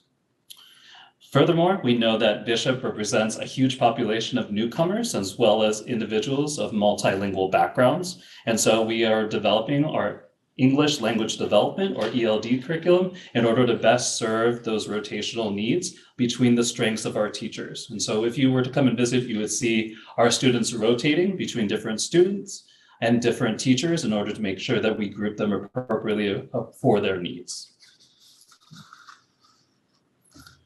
Now the fun part, more data, right? So on this particular side, right, we want to be able to look at some intervention data about our MTSS process. And so on your screen, you see ELA cycles showcase about the different goals between reading and math. And I'm pleased to be able to share this snippet with you because here we see that 74% of the goals were met, and within our math cycles, 83% of those goals were met. And this work here represents 37 individual students within a Tier 2 or Tier 3 focus. And so I want to call attention that this is a diagnostic. And so with this testing, it doesn't necessarily mean that the students are at grade level yet, which is again, where we are always striving to make sure that they end. There may be other factors, but ultimately we want to be able to celebrate this work with you because these are students making the academic progress. Always, our English language learners remain a highlight of our focus, and within this grouping, 70% showcase progress on their reading goals, and 87% showed math progress on their proficiencies. Yeah, okay. So as we move forward, definitely want to talk more about our English language learners. I'll reference a quote in a little bit because it's so fun. Bishop is home to many newcomers, and as Mrs. Lebrano mentioned, right, those newcomers represent a huge number of our population, but what is a newcomer? According to our current definition that continues to change and evolve, a newcomer are students who have been in the United States for under 2 years, right? And our previous public speakers mentioned a little bit more about English language as well as their assessments, and I'll touch on that as well. Currently at Bishop, we have a total of 28 newcomers currently within what we call a newcomer group, which is, again, a very fun space that some of you have been able to visit. Within that group, we were able to exit 10 due to space limitations and overall student progress, meaning that they didn't necessarily need that small group instruction within a newcomer group. Overall, Bishop has 25% of our EL population represented or classified as newcomers, and that would be a total of 59 students. Our total English language learners, as Mrs. Lebrano mentioned, is about 237, and this is a shifting population. So as individuals may leave our community, we always have new individuals come in, and so it continues to shift. As you can see, our newcomers value their small group time, and it gives them success within their oral language, as well as their comprehension. For example, one student commented, "Thanks for teaching me that. I really needed it," or "I really needed that." Yeah. And if you were to come and visit, you could see the newcomers. They tend to pool and eat lunch together, and then they support newcomers coming in. And it's a really truly student-led engagement. We didn't ask them to do those different groupings. They found their community from our newcomer group, as well as the dedicated instruction of some of our support staff, which I'll mention just a little bit.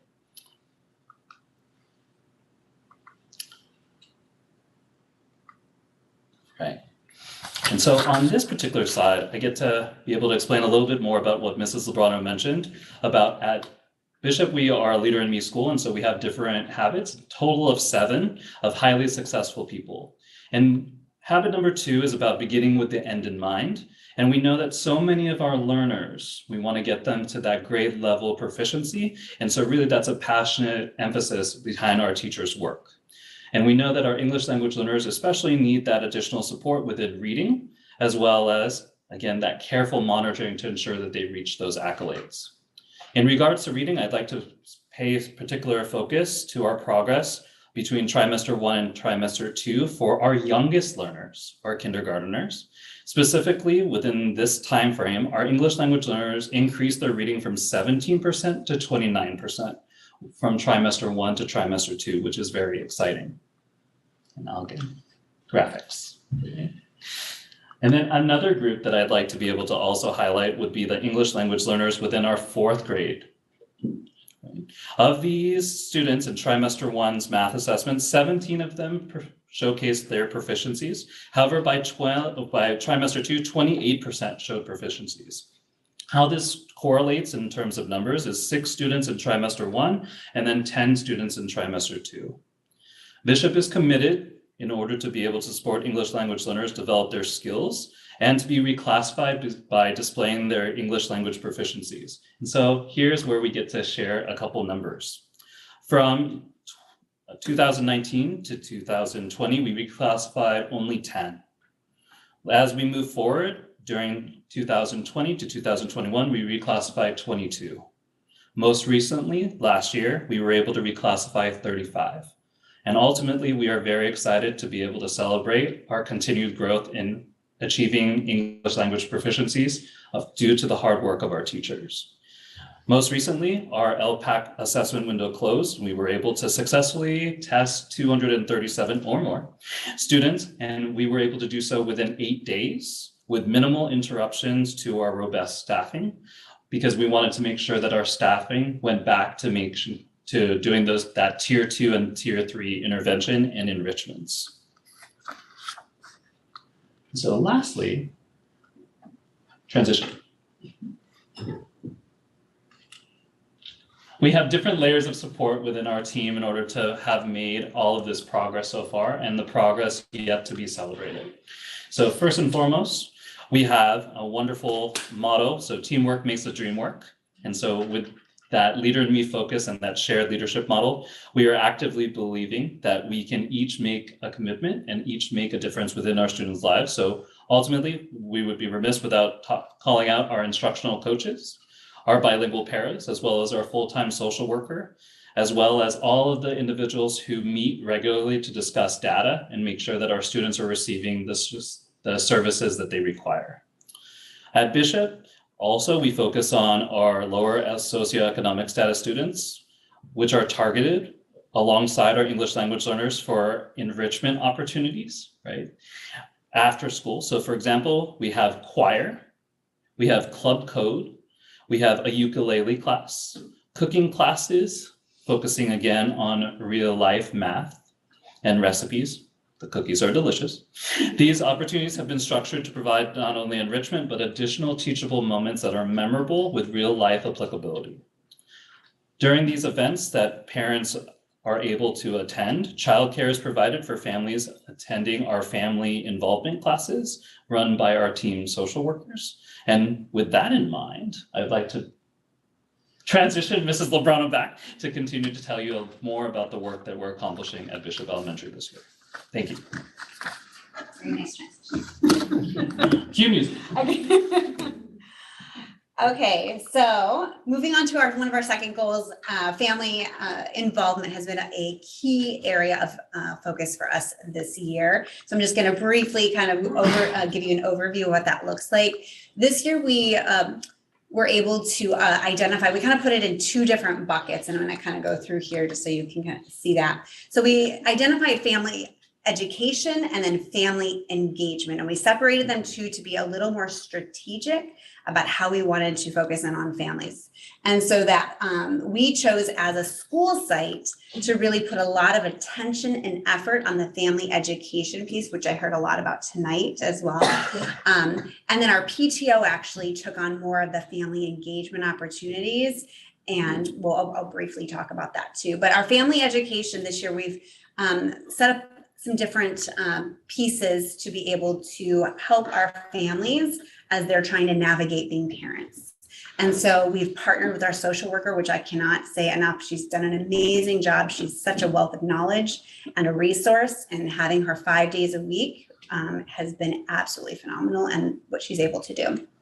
She's partnered with us in facilitating some of these education events, such as we did a first 6 weeks for families, so the first 6 weeks of schools, and this was open to everyone, not just TK to K, but we did target TK to K just because they're entering the school system and trying to navigate that, but opening it for everybody. And we didn't continue that throughout the year. We transitioned to a different format after those 6 weeks. And so we just called it a strong start, and we had different topics that parents could opt into. The first one was just knowing yourself as a parent, right? Because we tend to parent the way we had been parented. And so sometimes we need to analyze what that looks like, and is that what we want for our own family? And so just helping parents understand that about themselves. And then we transitioned to some different topics like establishing routines, like what does that look like? And then eventually we switched over in November to doing monthly parent cafes where parents are learning from one another. And then also driving the conversation, and we wanted to be responsive to the needs and the questions that they had. And so that's still ongoing. Last week we tried Zoom. I think parents had some good feedback about how they actually liked it better in person, just because they live in a smaller environment. And so their kids are just in the next room. So they didn't feel like they could be as open in having conversations with their children right next door. When we offer these parent event education, we always offer childcare. And for the parent cafes, we also offer dinner to make sure that, since it's during that time, just to really help us target those families.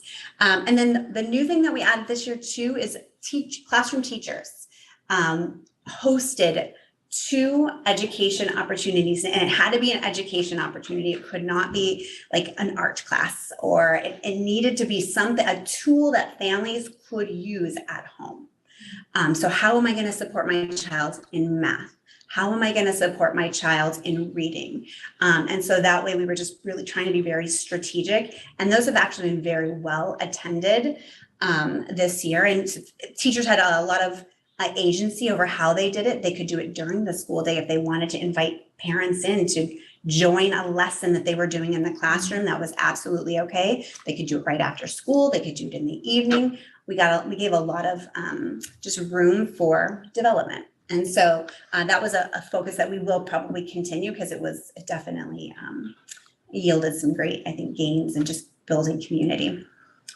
This year, our family engagement has been our PTO events have been very well attended, and compared to the past. I was there pre-pandemic, and I remember having our multicultural events and our picnics and having maybe 20, 30 people, maybe. We're in the hundreds. Parents, and I have a parent here with us tonight. She can probably attest to the well-attended events. That is just, it's definitely shifted. You can tell especially after COVID and being out, they're craving community. And so it's just been refreshing. So, one of the things we launched this year was a parent passport to help guide, making it a little more fun and engaging for families to attend family education, so that every time they attended an education event, they got a stamp. And so the stamps led up to, if they got 3 stamps by January, their child got a free book to take home. If they get 6 stamps by May, then they are invited to a dinner and a movie at Bishop. And so we'll have that in our auditorium, and it will be an invite only for those families that participated for that time. So just trying to make it a little more fun and, attract some more people. But it's definitely been a learning process too, because this is the first year, and sometimes I'm sure, as you know, it takes a little bit of time to get things up and going. And so we're finally starting to see the fruit of that. Okay. So transitioning into our last goal that we've been really focusing on this year as a site, Writers Workshop is a framework. So if we really had to frame it, this is really about writing instruction and deepening our understanding as educators and how to teach writing. And that being said, we know when we're reclassifying students and just thinking of our ELs specifically, they tend to struggle in reading and writing. There's 4 components that they have to meet and master to be able to be considered proficient. The first 2, listening and speaking, they tend to become proficient faster in those areas. Reading and writing are where they actually struggle to be reclassified. So this is really a push to be able to deepen our understanding about teaching writing. So therefore, hopefully in the next, as we continue our work around this, we'll see the effects of that. So this year we were able to participate in some professional development with an outside facilitator, outside developer that came into our school site 2 times this year. So they come to us, they did demo lessons for teachers. Teachers got to participate in small group, just like we want kids to do small groups. Sometimes the teachers having a small group of collaboration time with a little bit guided is really impactful as well. And so they were able to meet with her and learn from her over a half a day. And then also she would actually go do demo lessons, and they would be able to visit or watch her and be able to take that back into their own writing instruction. And then we've had some Zoom meetings throughout the year as well. So we've kind of alternated it just to be a little more flexible. And that has worked out well. And we're hoping to continue that next year, but transitioning it a little bit to, again, pushing our teachers, nudging them forward in their own writing instruction. And so kids have been very excited about writing. They've had publishing parties. So after they're finished, they publish their work. And that's been really exciting to see, because they're starting to really embrace the writing process. And we're really pushing teachers to not just stick to certain genres. Oh, we're going to teach this genre for this amount of time, but that they should be able to kind of go in and out. So that is what we've been doing around writing. And I kind of just want to wrap up tonight too, just with It Does Take a Village. I mean, we have some dedicated individuals at our school sites, including our families and including our support staff and our teachers and our students. And so our social workers, our outreach, we really could not do the work that we do without them. And I also wanted to shout out a big thank you to SEF as well, because they have supported us in some of our endeavors and provided some funding. Assistance League of Los Altos as well has really been an integral part. And even some of our district staff members, our social worker and our coach, they set up this giving tree during the holiday season to really meet the needs of some of our neediest families. And they put little our cards, and even district staff, when they would come into our office, would take one and just give back. So we just want to say thank you. And by the end, all of them were taken, and they were able to give those to our families. So I just want to say thank you, and I think that's it from Bishop. Thank you. So now after the presentation, it's time for public comments. If there is a member of the public who would like to speak on this item, and we have one card over here, please fill up the card. And if there is a member of the audience online who would like to speak about this particular item, please use the raise hand feature now. Lenny, online? No? Okay, well, then thank you for that. And now we have a speaker card, Peggy Brewster, and I think, well, you use her our disclosure, probably we don't need to go back to that. Hello, my name is Peggy Brewster. I have a second grader here at Bishop. And I wanted to also chime in about what's special to Bishop, some things that maybe weren't addressed in the presentation, but also that were. Firstly, our admin, Tara and Rob, have specifically sought out to hire more male teachers and staff, and it really makes a difference, including like my son's, he's a first year teacher and he's amazing. Having constant role models in children's lives is so important to, you know, social emotional health, their self-confidence, and their educational outcomes going forward. And I was so pleased. This was my first year on campus to see so many men, you know, on campus. Also, as part of our work with SEF, we collected data about extracurriculars at all of the different school sites. And what really stood out about Bishop was the way that the staff, the teachers, provide so many of those opportunities.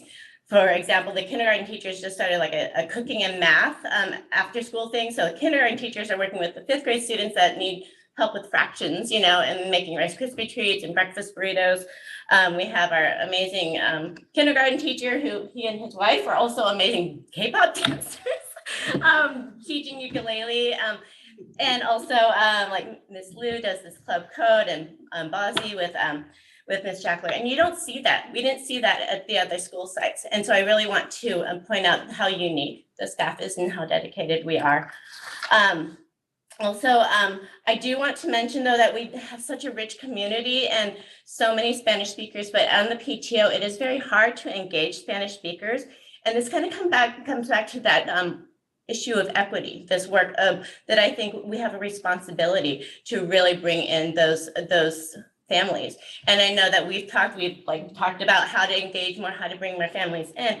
And I don't think it's just a school site problem, you know, and we know that we see the outcomes with the school, with the tests, you know, as we follow Spanish speaking students. So that's where I'd really like to lean in with the district and work with this aspect of equity and bringing in the community, and maybe even like be a little more radical with the way that we think about what a school might look like. I've been happy to talk with you further about, you know, like perhaps like making our school a performing arts school, or maybe making our school a campus that has this like a college or post-secondary, you know, like a focus on these are your opportunities, and modeling that throughout the campus, throughout the kids' lives. You know, they see that, okay, that a path forward for me, because our population is very different than a lot of other populations, but that's something that's really rich about us. And that's something that should be celebrated. And like Camilla was saying, you know, I feel like there's a lot of othering and distancing and not inclusiveness that comes along when you have different kinds of populations and certain people making decisions. So anyways, I would like to work together on that, and thank you. Thank you, and thank you for staying this late. I appreciate that. Okay, so now it's time for board comments. Board, who wants to start today? I have a couple. You want to go ahead? No, I was thinking that's my comment. Oh, okay. I have a couple comments. First of all, I loved going to Bishop for the site visit. After I did it, I came back and I said it was just amazing. So, you know, I really appreciated like the interaction with, you know, in the library, just how active that space is now. I know some of it is because the books were donated, but it's also the librarian and just the culture. You can just see it's like a real heartbeat there in the school site. I loved, you know, we happened to be there on a day when there were parents volunteering and doing a math project, like in the in one of the rooms, and just the students, it was hands-on, it was like super engaging. And it was like creatively funded. I mean, it was just like very, very inspiring. And you know, we got to go in and talk to the teacher who works with the newcomer groups. And, you know, I will just see that like one thing that, you know, I brought back to the board at that time was the fact that during the LPAC testing, how those groups really shut down. And I think you said it was pretty much all hands on deck. So I'm not sure if the other TOSAs also shut down their groups, but it seemed like all of the admin staff was really required to do that testing. So, you know, I really hope that the district can fund some sort of support for schools that have like a high population of newcomers, like whether it's a floating support or something, so that the intervention work can come through. And, you know, as we look at the LPAC or the budgets for next year, I hope we see something like that in there. I don't know if just Bishop or. Well, I can say something about that. So Bishop has the largest number of English learners, largest number of students to be tested. And yes, before that started, there was a lot of, I mean, I was feeling it too, like, my gosh, we don't want to be interrupting the interventions. And yet there's this required test that we do have, as the previous speaker said, we have some different feelings about the relative value of it, except to know that it's required. Yeah. Rob referenced how quickly they got through the students. Was it 8 days? 8 days. 8 days, 237 students. Plus or minus, there's some story there. What he didn't say is that was largely due to his organization. So I want to publicly congratulate Rob for that. And also his leadership and Tara's leadership in pulling the whole community together. Let's get this done. So it was done before the February break. So I would rather, as you're saying, not lose any days to this test. But to get it done that quickly, I don't think I've seen that before. And some of the other schools did a really, really nice job too. Lakewood did a fantastic job as well. But yeah, we need to be mindful of that. Just to support that. Well, anyway, so I'm really glad about that then. That's great. And then I love the idea of the parent passports. Yeah. You know, I just wanted to say, like, in one of my committee meetings, it came up about the situation that's happening with the early like TK and kindergarten brunch situation. And so I just hope that we can, you know, like, so it turns out that the cafeteria isn't open till 10 and they're scheduling things, and those kids go to recess earlier because there's so many little people there. You have like a gajillion TK and kindergartners. I think you told us there was like a whole kindergarten class overflowed to another school site, right? So you just have a lot of little people. So I think it's great, it's tremendous that you're very flexible. But, you know, like the federal government, the state government, this, you know, our district, we spend a lot of money really wanting to get student nutrition for those very early learners, so their little brains work and can grow. And so, like, I really hope that the district leans in on correcting that scheduling issue. Because I personally feel, and I believe that the board feels that as well, and it's just so incredibly important. And, you know, I'm sure it's been going on since the beginning of the year. And I know it's like, I understand that that there's contracts and there's things that are tied, but it's just, you know, it's one of those things where we just can't throw our hands up. I really hope we can lean in on that. So that's my comments. So, but thank you for everything, and I just love your school so much. Board, any other comments? I'm so impressed by the variety of after school programs you've been able to put together and the engagement you have with the parent community. I think that's such a high bar in North Sunnyvale generally, trying to engage parents who have jobs and other things that, sorry, I keep forgetting my microphone. Just, you know, interpreters not interpreting right now. Sorry. Okay. I'm so impressed by your after-school programs, the level of engagement from your parent community. I think that's especially difficult in North Sunnyvale where so many parents have multiple jobs and so many different things to do. And yeah, I just love that.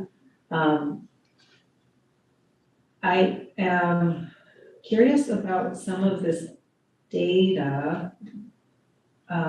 So a lot of the fifth graders graduate not meeting standards and then they go into Columbia and then Columbia gets them and they just continue from there. And there's some these aren't exactly the numbers I would expect given COVID. I think I would have expected second grade to be farther behind because they had, or the grades that have more, the online learning years to be farther behind. Do you have any insights on some of that, or is it that's just the way the numbers fall? I think there's probably many factors that play out in knowing that our community is very transient, so it's a little bit hard to track. I don't necessarily know the content in and of itself tends to be once you hit that third grade and then moving on to fourth and fifth grade, the content definitely gets much more challenging. And I'm sure you probably have heard the phrase, learn to read and then read to learn. So that also, I think, also transitions into those upper grades too. Are you specific? I do think of those fifth graders, I would say they actually got more of the brunt of COVID, right? Like, so racing that was second grade and third grade, which are if you're a little bit behind in reading, those are super critical years to gain that back. So I would say that actually probably is you're right. Yeah. Partially COVID effect, right? Yeah, that makes sense. Doesn't make it okay, but yeah. Yeah, and then their access during that time, right? Not just the COVID, right, and being home, but then what did access look like for them? Because some of it was challenging.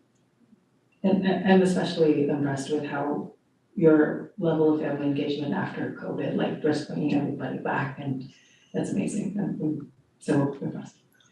Thank you, so are we. Yes, that was my quick comment. I was just gonna say, that's great to hear that, one, that it's one of your focuses, which is also a district focus too, and that you are seeing some of the results, right? It sounds like some areas you're still trying to figure it out, right? And I appreciated Peggy's comment about, right, there's a huge chunk of our community who we're not seeing represented as much, right? And how do we, right? We can always improve, but it is exciting to see that, that first step is people coming to events, right? Once they're coming, right, then the next step is empowering, right? There's steps, and so that's exciting. And then just, right, it's we all flip some of those numbers, right? It's so hard, right? And just the reminder, everyone's intentions are so great. Our teachers work hard, but we've got to figure out something different, right? And it's not just you guys, right? And it's not just our district, right? But those numbers are not okay, and we all have to figure it out. And thank you for the presentation. Yes. Nancy, you have any comment? You see your hand? No. Okay. So thank you for the tour. Was great, and I love the school environment, and I can see the love and the care from everybody, and from the kids who really enjoy to be there, and you can see it and feel it. And I love the newcomers classrooms and the passion of the teacher, and all the work in the walls, and how evocative it was of the good time they were having, which was great. I was thinking most of the numbers, as you say, you have more than half of the population that is English learners, so it makes sense that if you don't know how to read in English, you're gonna do very bad in reading in general. So, but how long does it take normally a kid in Bishop to go over and get reclassified? I think that's a great question. It's one of those questions that it's hard to track because of our coming in and going out, and some of our families, and when they come in. So some of our kids don't come to us, from another country till fourth grade. And so then for us to be able to track them makes it really challenging. Or some of them don't come to us till second grade, and then they don't stay with us, maybe not the whole time. And so when we're trying to analyze data like that, it's really challenging. So what we do analyze then is the rate that we are reclassifying, like what Rob had shared with, okay, like the year 1920, that was the year of COVID, right? We only reclassified 10. So that is something that we can track at the number that we are reclassifying each year, but finding what the average rate of an EL that reclassifies, that's a little bit challenging to isolate. And I didn't know, I heard that, and it's very interesting, and I didn't know that when we made the questions, but I don't want to surprise if you don't know this number, it's okay, but do you know how many transient families in general you have out of the 400 kids or the 200 that are learning? Because that's huge if they can, yeah. It is huge, right? And I will, we have lots of diversity on our campus, as Peggy was even talking about earlier. And yeah, it's hard because you don't always know when they're going to leave. We have some families too, when they have unstable housing and then find stable housing, right? You don't necessarily always know when that's going to happen. And then sometimes they leave and you don't even know they left because they didn't even say goodbye. Right. So it's one of those things that is a little bit tricky to monitor. And how do you guys use the theater, which is a great theater? I love it. We love it too, especially in rainy days. But we use it for our leadership rallies. So we have leadership rallies once a month. We use it for any large gathering. Right now, even our choir, our after school choir is using it for their time. We'll have a 3-5 theater class starting up as well in the next few weeks. And they're going to use that space as well. We use it for district events. We tend to, get a call and host those types of things as well. But those are some of the big things that we do, like our end of year promotions and ceremonies and reclassification and Movie night. oh yes, movie nights. Yes, movie nights are very well attended in there. Oh yes, it's like going to AMC. Cleanup is not fun, just saying. We have like blowers that we have to blow popcorn. Not kidding. If you want to come, we'll invite you to the next one. But you have to clean up after, right? Yes, you have to, but you have to volunteer. Thank you, and thank you for adding the numbers of the multi-tier support system, like how it's working out for you guys. The slide with the numbers, and it's very interesting because one of the things that we've been talking is like what kind of the things that we gained during pandemic, like the new things, which was the doses, we should actually keep or increase, or what do we do with that? Like, what are we learning? So it's good to know what are the results from the place besides. Thank you. Yeah. Thank you. Is there any other final thing? Okay, I think we can move on, and I'm sorry that we kept you until this late. Thank you for your time, and thank you for, caring so much and doing such a wonderful effort. Okay, so we're gonna, yes, we're gonna do a 3-minute break, very quickly. It's 9:15, and we'll be back in a few minutes, hopefully by 9:00.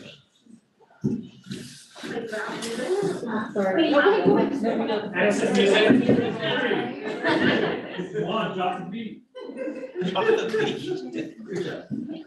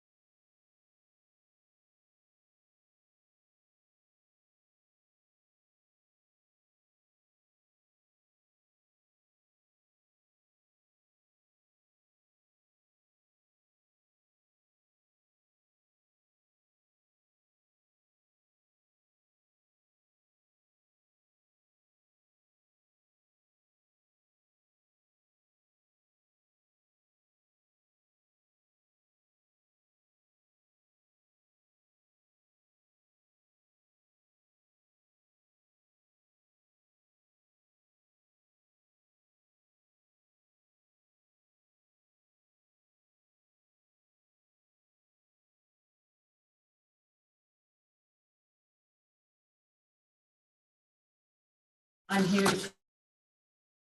to you, if it cooperates. There we go. So these are the major revenue assumptions built into the second interim report. Based on the latest projection from the county assessor's office, our property tax revenues projected to increase 8% over 2021, which is approximately $5 million. Our LCFF hold harmless remains at 2.9 million, and that's held constant with no COLA at the 1213 rate. Our EPA is projected at 1.2 million. Our parcel tax is projected at 1.1 million. Our one-time CARES Act funding, which is part of the coronavirus relief package, is projected at 5.8 million. This funding is to be used for student classroom support, facility improvements to reduce virus transmission, educational technology, and student social, emotional, and learning loss support. Based on the latest projection from the County Office of State Special Education is projected with no COLA. All federal categorical revenues projected at the 2021 level. Restricted and unrestricted lottery are projected for a combined total of $237 per ADA, which is approximately $1.4 million. And based on the latest estimate from the county office, our RDA revenue is projected at 4.1. And finally, our lease revenue based on our current year contracts is projected at $6 million. So this is an overall look at the general fund budget by major component. Parcel taxes and state, property taxes and state aid are our major component at $104.1 million, which is a little over 78% of our budget. Parcel tax and EPA are combined $2.3 million for 1.7% of the budget. Our lease revenue, as I said, is $6 million. That's 4.5% of the budget. Our CARES Act revenue at 5.8 million is 4.3% of the budget. Total federal revenue is 2.3 million, which is 1.7% of the budget. Our state revenue is 10.1 million at 7.6. And our local revenue is 2.5 million at 1.84 for a total revenue budget of 133.1 million. So these are the major general fund expenditure assumptions built into the budget. Certificated FTE, which includes SCA and certificated SCAMP units, has decreased 4.3 FTE for teacher and TOSA FTE since the first interim budget. Classified FTE, which includes CSCA and classified SCAMP units, has increased 2 FTE for paraeducator FTE since the first interim budget. Certificate and classified compensation changes, including step and column increases, as well as negotiated salary schedule increases, have been recognized and included in the budget. 22-23 STRS rate is projected at 19.1%, which is a 12.1% increase over 21-22. PERS is projected at 25.37%, which is 10.7% increase over 21-22. Based on the 2023 health and welfare rates, United Healthcare has increased 6% over 2022, and Kaiser has increased 15.6% over 2022. And based on the new rates, the projected increase in health and welfare expense is $613,000. All carryover funds have been budgeted, which includes our categorical and local funds. So this is a look at our expenditure budget in the general fund by major component. Salaries and benefits are the largest portion of that at $111.8 million, which is approximately 85% of our budget. 5.5 million for books and supplies, which is 4% of the budget. And 14.6 million for services and other expenditures is approximately 11% in the budget. Included in this category are additional support for child nutrition and state preschool, the transfer of funds from the unrestricted general fund to the special reserve fund to save for future technology upgrades, the purchase of software licenses, professional development, as well as contracts to support student social, emotional health, and transportation services for a total expenditure budget of 131.9 million. So this is a multi-year look of the ratio of revenue to expense in the general fund. 22-23 revenue, as I said, is projected at $133.1 million, which is an increase of 9.2 million over 21-22. The 22-23 expenditure budget is projected at 131.9 million, which is 15.8 million higher than 21-22. The $15.8 million increase in the expenditure budget over 21-22 is being driven by salary schedule increases, health and welfare increases, an increase in the contribution to other funds, contracted services, and maintenance projects. Based on the projections in the second interim budget, our 22-23 revenue is expected to outpace expense by 1.1 million. So this is a multi-year look at the general fund beginning and ending balances.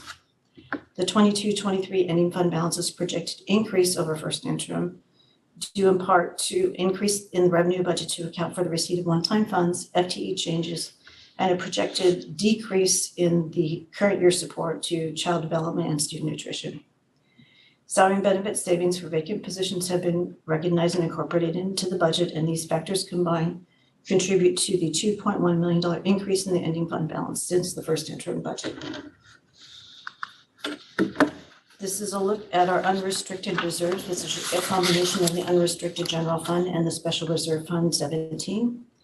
22-23 projected reserves at second interim are slightly higher than 21-22, but because our projected unrestricted expenditures have increased $15.8 million over 21-22, the reserve balance as a percentage of total general fund has declined 2.4% over 21-22.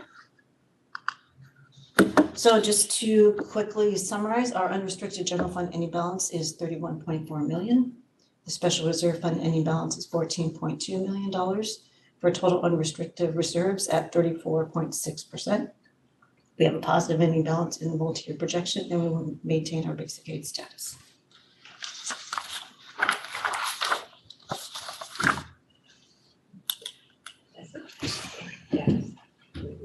Thank you.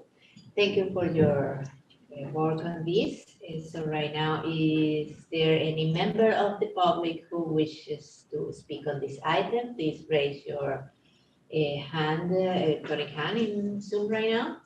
Anyone? Okay, thank you for that. Board, any comments and questions? Do we have to do make a motion for approval? Yeah. Yes. So I'll move that we approve the second interim, the 22-23 second interim fiscal solvency report. I'll second that. Okay, so board, if you approve, please say aye. We discuss. Yeah, to approve the, to read this, oh, we don't need to approve? We discuss. We made a motion, so we Yes, can we made a discuss. motion, Yeah. so we can discuss, yes. Okay, any comments or questions? Just thank you. You're welcome. I have one question. Sure. The interest, this was in the packet and I asked the question. It said we received $108,000 in interest. That can't be the interest off $45 million. No, it's just the general fund doesn't get interest, only special reserve fund 17 accrues interest. So that's what that $108,000 is for. So it just, so our money is in a bank account. It's in the county treasury. Treasury. Okay. My questions were all answered in packet review. Thank you very much. Of course. Yes, mine too. Thank you. Thank you for your work and for staying with us. Of course. Thank you. Thanks. So now we vote. We vote on approve the approval of the 2022-2023 second interim fiscal solvency report. If everybody, we already have the motion, so please, if you approve it, please say aye. Aye. Aye. Good. With that, Thank you. it passed and it has been approved. Thank you. With chair votes aye. Now we move to 12D, approval of the statement condemning anti-Asian bigotry. And well, we have actually two contact persons, but it could be Bridget Watson or Board Trustee, but I think also Elaine worked a lot, so. I can talk about this. So this is the statement that we wrote in advance of the March 16th event at Lakewood. Is my thing on? Yeah, move closer. Well, no, I think her mic is having issues. Sorry. This is the statement that I wrote in conjunction with the rest of the team in before the March 16th event. It's something that I'm asking other boards to sign on to as well as the city council. We chose to keep it localized to Sunnyvale, so it's going to be us, the city council, and the high school district, but this is something that I am asking other boards to sign on to in advance of the event. So Santa Clara Unified too, right? No, No, Naomi specifically asked, no. no, not to do that? Yeah, she just wanted Sunnyvale because it was a Sunnyvale. They have Sunnyvale. They have Sunnyvale students though. That's a good point. They Yeah, have, and they I have remember. a couple schools in Sunnyvale and also so does Cupertino. You're right. So Okay. I think that like for the city of Sunnyvale, Yeah, we should do it. I think So- you're right. Okay. But anyway, but anybody could sign on. Yeah, okay. I'll push that back to Roll Naomi. back. Yeah, I'll roll that back and see what we can do. Right. Yes, And Santa Clara Unified has students in Sunnyvale as well. right. I hadn't thought about that for some reason. It makes a lot of sense because I think Lakewood, especially like Borders, like part of our neighborhood has like a cutout for Santa Clara Yes. Unified. So I will bring that back to Yeah. people in my quest for On team. signatories. So I'm asking people to sign on as individuals and also for boards to sign on. So that's why this is on the agenda today. Okay, so board, can we have a motion so we can Can I ask for discuss public it? comment first? We're gonna start public comment. Before that, is there any member of the public who would like to speak on this item? Please raise your hand right now. On the raise hand feature, we don't have any. So, board, do we have a motion to I indulge and move discuss we it? approve the statement of condemning anti-Asian bigotry. I'll second. Okay, so we can discuss now if there are any questions, extra comments, or issues that we want to discuss. No, I think That's good, thanks. I'm excited about signing it and I appreciate you bringing it to the board. I know Isabel could have signed it on behalf of the board because we've talked about this and it aligns with us, but I like it that we can all chime in and vote to support it, so. So I did have one comment in packet review and I would have appreciated the district, the congressional district actually being given its number because we redistricted it. I don't think people in Sunnyvale yet have a specific identity with District 17. I don't understand.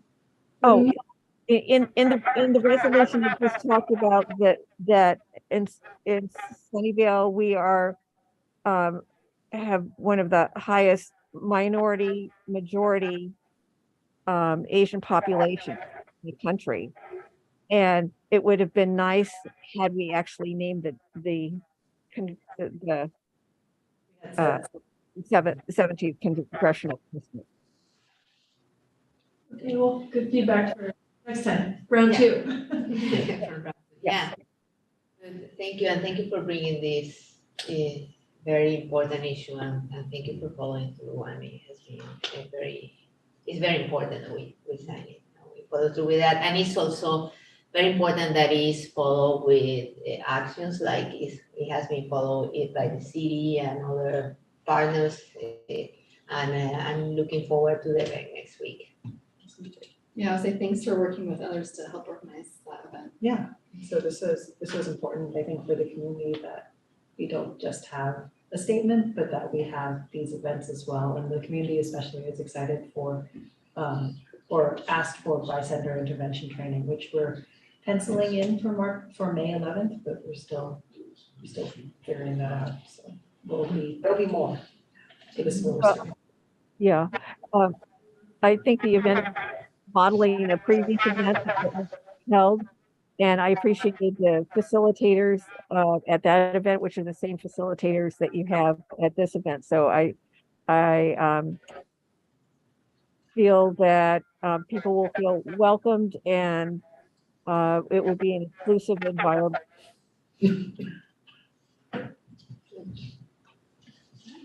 Okay, so all in favor, please say aye. Aye. Okay, the motion has been passed, cheerful ayes. And with that, we move to the next item, which is the approval of the resolution in the matter of National Women's History Month.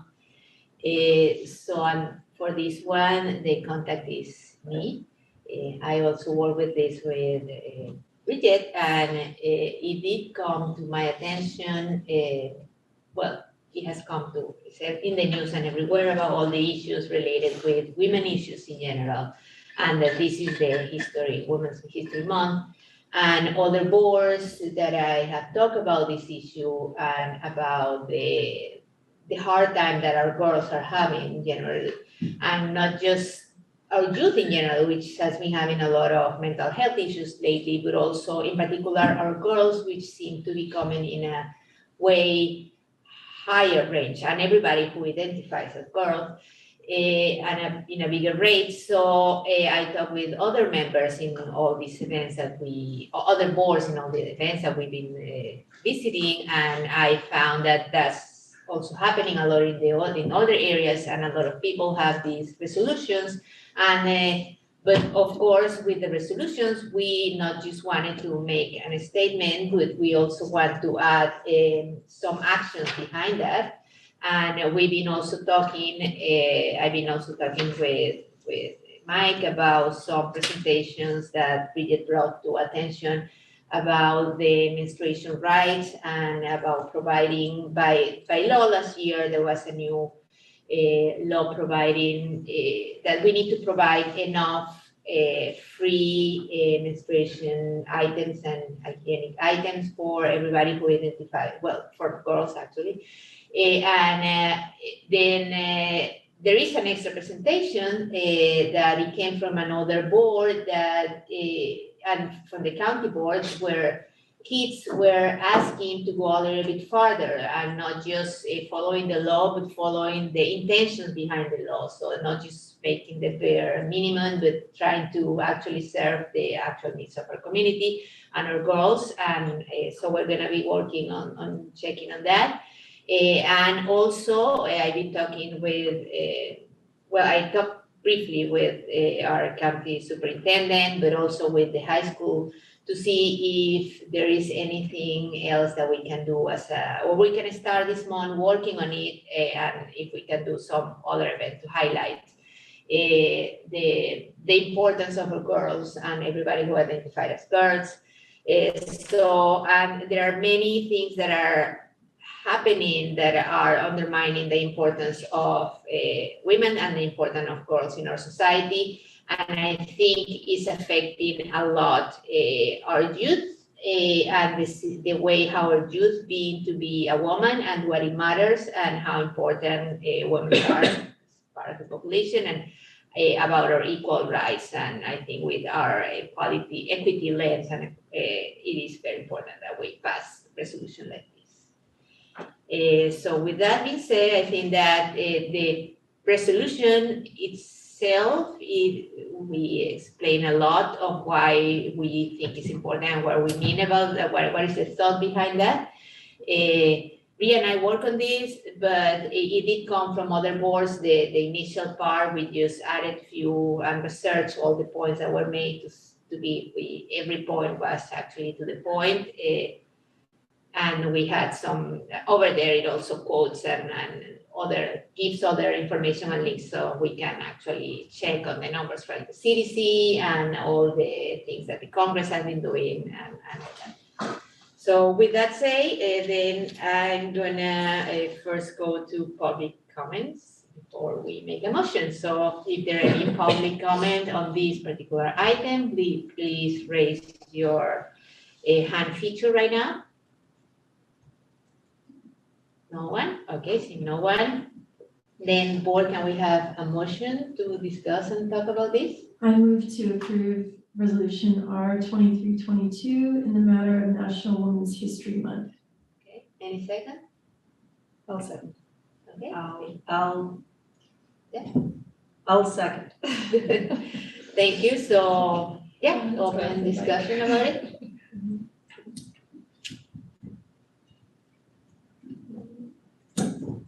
Hello? It's like going in and out. Okay. I feel like as a follow-up to this, one of the concrete actions that we as a board should do, and that has been one of our board focuses as we talked about, is pursuing the matter of equity in after-school care. I feel like women are often the people upon whom the childcare burden falls, and especially in the aftermath of COVID, I think this is something that, a good concrete thing that we should pursue in the spirit of this resolution as well. Good, that's a great idea. Good thought. So, so I would like to, following up on what Eileen said, because it isn't agendized specifically, I just want to have a placeholder that we should really be discussing about resolutions and in general, what are our guiding principles about them? Not only in relationship to communicating with the community, but also with what concrete actions are we going to take beyond just alerting and codifying our beliefs around this statement? What are our next steps? So at another point in time, I'd like to have a further discussion about that. Yeah, so I've shared with a few people that were a 5-woman board, and they were kind of interested in that. They're like, oh, that's gonna be interesting, you know? Okay, what's gonna happen? So I'm really hopeful we pass this resolution, because if we don't, I personally feel that would be kind of sad. But like, what is going on with that? So I hope we do. But I just also, like, to Nancy's comment, I'm happy to have that discussion. I'm hopeful that, like, as there's an equity index or plan for next year, maybe this is something that the board would want to do, like, as far as, like, not the board, but that maybe the district could put together for us as like a recommendation of some things that might be appropriate moving the equity work forward. But I think, you know, when I came on the board, I was not super fond of resolutions. They sounded super wordy, and you know, they just sounded like just something that I just was not comfortable really being a part of in any way. It was just like, whereas and heretofore, and I was like, oh my goodness, this sounds silly. But you know, now that I'm kind of used to the language, I see it as just a way of stating a system of beliefs or a lens that the board, that this particular board, as we're norming, is having, right? Like we are stating this resolution is, I mean, I personally thought we were stating the resolution is sort of like, this is a lens, and this is one aspect of the equity lens that we are going to take the opportunity to talk about. And it's not saying that other equity lenses couldn't be talked about later or whatever. But anyway, I'm comfortable with it, and you know, I hope we can support it as a board. Okay. Yeah, what I wanted is like, well, we're here in the Women's Month, so we can start with this, but also as we've been talking about it, like what other actions can we add around it?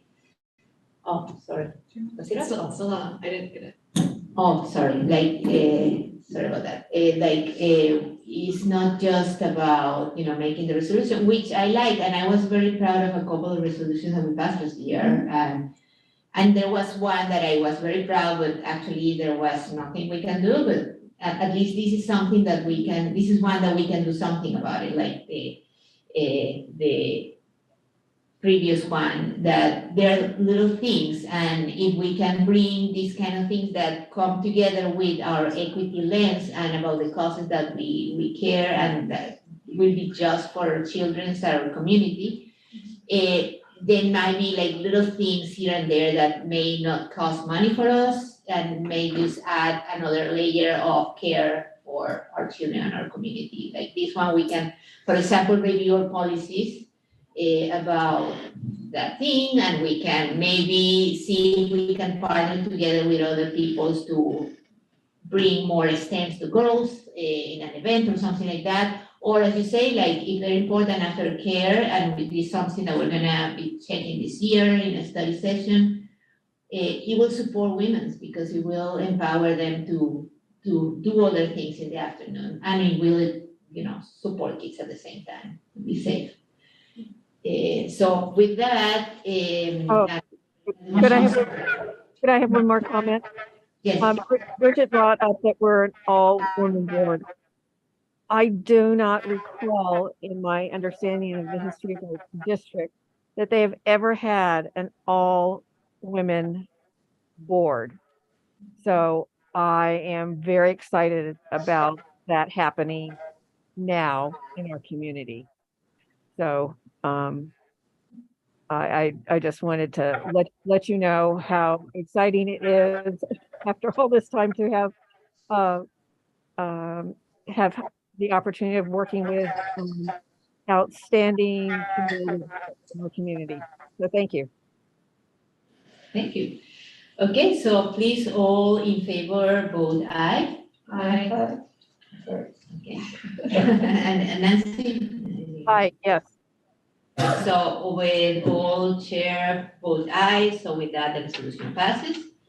And now our next item will be 12D, which is the matter of the discussion and vote of the 2023 CSBA Delegate Assembly, and our contact person for this will be Bridget Watson. Okay, so last board meeting, we discussed possibly doing this another way. So we have paper here and Nancy can text in her ideas if we all agree. But the idea that we talked about last time was to do it the way a few other boards that I heard of did it, to kind of get around any accidental hurt feelings. It is a huge slate. It is 11 people. And so for 6 seats, we have one open spot of non-incumbent. We have several, we have 4 potential write-in candidates. And I think everybody who's a candidate is pretty great, so I'm super grateful that the board has, put our names forward, and our board has done that. We could just quickly go through the candidates and say things, but are we all still agreed that we're gonna vote that way from last time? Okay. The only thing is at some point we need a motion and a second. Okay, so why don't we make a motion can we make a motion that we're approving, or do we have to have the names to make a motion? I don't know. No, but probably, I think we need, I don't know. Maybe at the very end. Yeah, so I think we do all this, because it does on the agenda say discusses, so I think we discuss. This is the We can discussion. do, 'cause the votes we do is not like an official, right? We do the votes, somebody, I'm assuming Jesus is gonna tally, he gives it to us, then one of us will make that motion and we can talk about it. There you go. Okay, so maybe we could just kind of go through the ballot really quickly. So it's in the document online, but the candidates who are officially on the ballot is Teresa Bond, who's from Los Gatos, Saratoga Union High School District. She's been on that board for several years, and before that, she was on the Lakeside board, so she's for like 8 or 12 years before that, so she has like 20-something years in service, and she's currently the vice chair of the Ledge Action Committee. And she goes to everything and she speaks up and she's really great. Danielle Cohen is a very experienced trustee and delegate, and she's held a lot of leadership positions in the association. She was the treasurer for 7 years. She was the Hoffman chair for 5 years. She's been a delegate for like a dozen years. So she's extremely knowledgeable and, very articulate. And she's just very empathetic person. Von Lay is a trustee from the East Side Union High School District, which is a huge district. Like running for that office is like a major production. And she's very organized. She's the only Asian American on our delegate assembly right now. And as you might have known, as you might know, the CSBA in general has reported last year that there's only 5% of trustees are Asian. So our county is an anomaly. We have a lot of Asian trustees. Most of the APISMA board, most of them are from our area. And there's a lot of activity and support for Asian trustees, but having her on there, I think, is a great voice.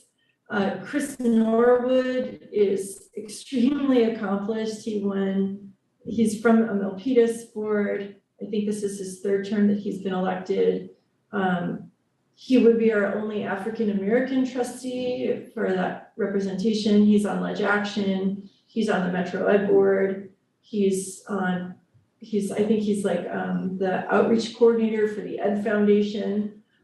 He's super articulate, and I think he won CSBA's Trustee of the Year in 2019. I mean, and he's a bit critical of CSBA. Like, he's not just a yes person. He's kind of like, and tell me why you're doing that. So he would be great to be, and I think he presented at three different like speaking times at AEC last year. So he's very articulate. He'd be great. Carol Persunka did the Hoffman Awards last year. She's an incumbent. She's from the Cambrian district, which is like a little bit different lens. So they're an average daily attendance district. Their entire district, except for one school, they're all charter schools in their district because they have such a low enrollment, they wouldn't be able to really operate without drawing in other people from other schools. So she's very sensitive about the LCFF formula, and she's really thinking about small districts. And Shali Surkey would be our only Indian representative on there, and she's currently on the mayor's, she's like the Bonnie Mace of the Mayor's Association. So she's the executive director, but she also files their taxes.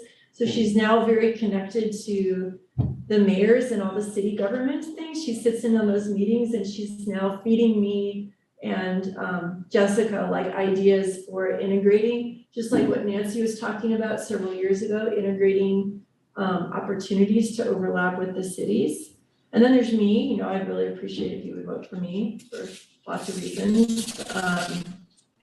And then our write-in candidates, we have Nancy. I'm sure Nancy would really appreciate if you voted for her. And I don't know. I mean, we don't really need to talk about ourselves. You guys know who we are.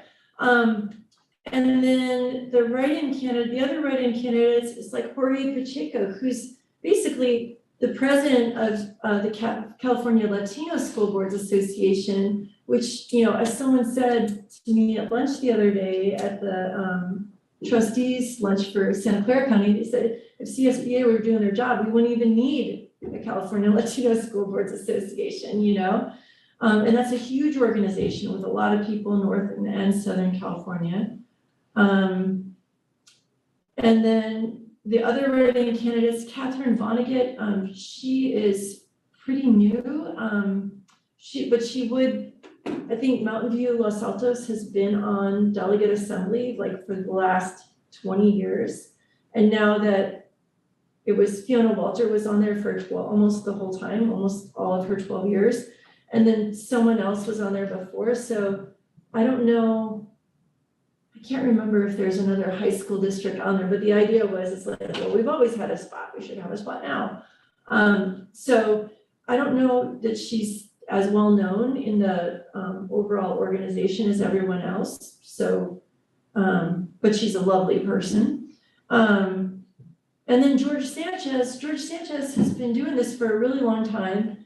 He's an incumbent, and he is the one person who, he actually did fill out his form. He did hit submit. He sent in all his stuff. He got it approved by his board. He did everything, and their admin just didn't send it in.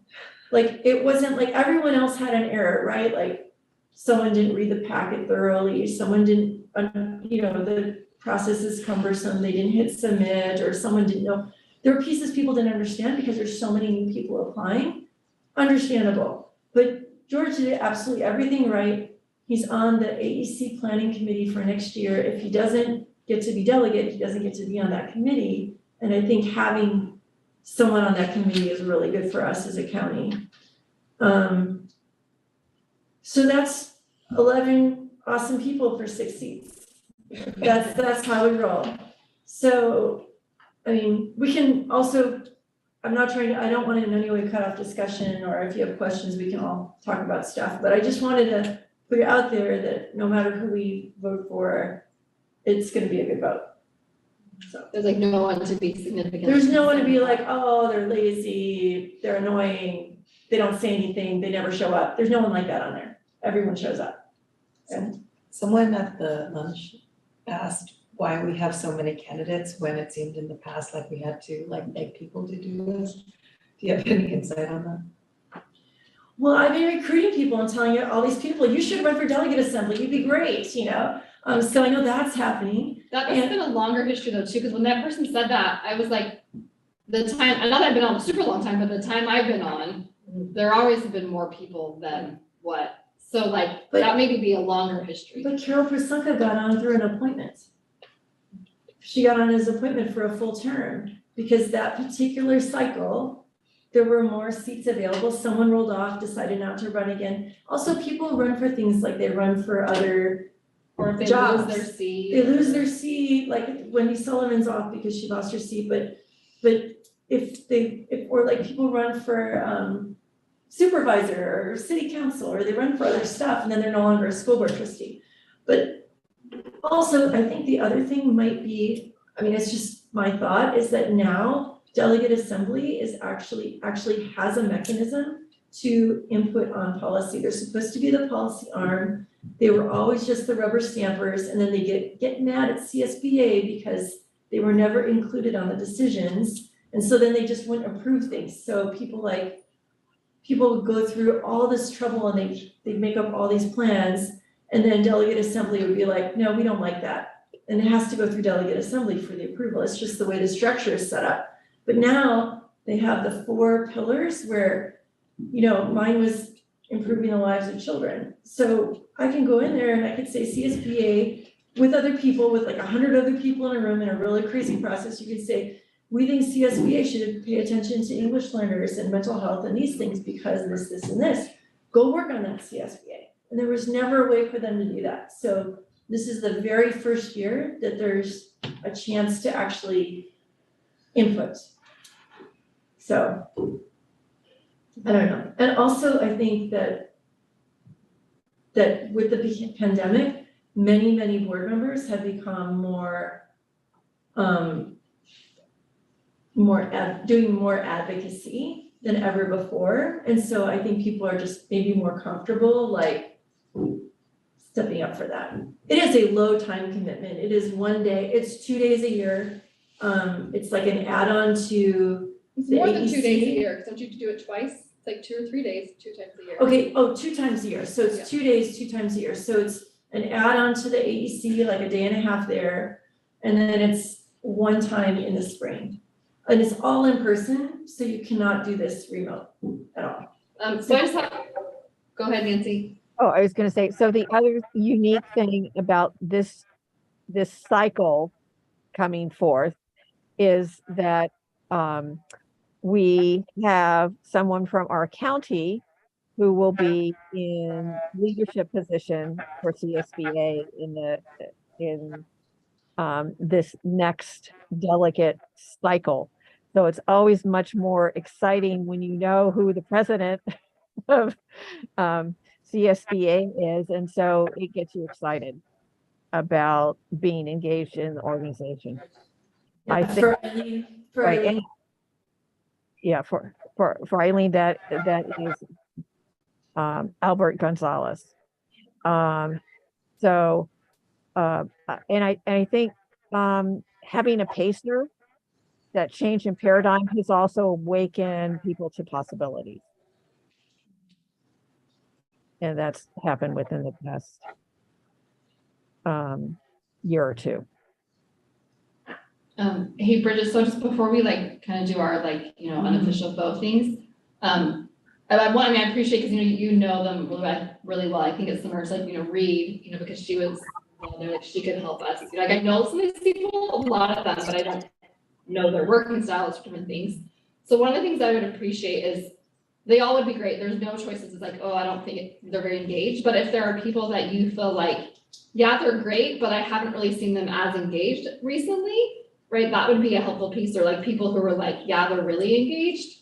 I know it's not trying to throw people on a bus because they're all great, but right, like, I don't know that piece because I'm not active the way you are, Yeah. And so there are people that you think like, they are great and they bring an added value, but they're maybe less.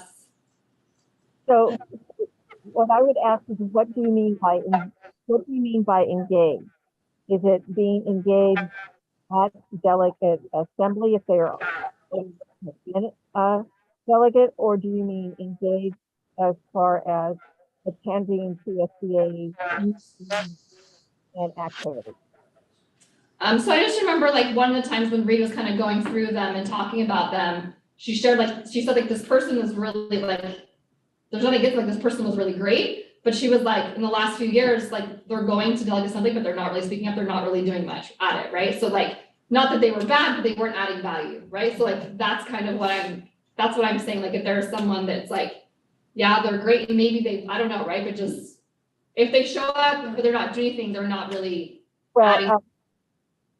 Yes, there have been delegates who are more interested in engaging in other activities than the core work. I can't speak to the dynamics currently that are in delegate assembly. I know that from my perspective, some of the members have done a lot in the past, but are not necessarily currently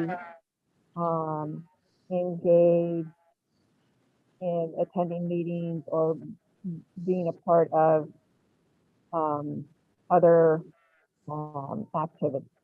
Yeah, so I'm saying, so that's who I want to know, because I don't, like, they're all great, I don't really care, right? And I'd rather pick somebody who's gonna be more active than someone who's gonna be less active. Or maybe like Bridget and Nancy, if you just know the 6 you're gonna vote for. I don't know, I don't wanna put you on the spot. No, I but would like- say, I would say I definitely, I would say like I'm, it's really hard for me because I like all these people, right? Yeah. But I feel They're all like great, yeah. they are really all great, but I would love to be able to find a way to make a room at the table for Jorge Pacheco, for Chris Norwood, and for Shelley Sirke.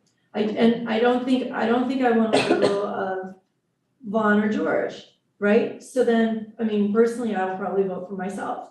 So like, those are the people who, even though I love everybody on there, like, I really feel like I'm personally like thinking of leaning in for diversity.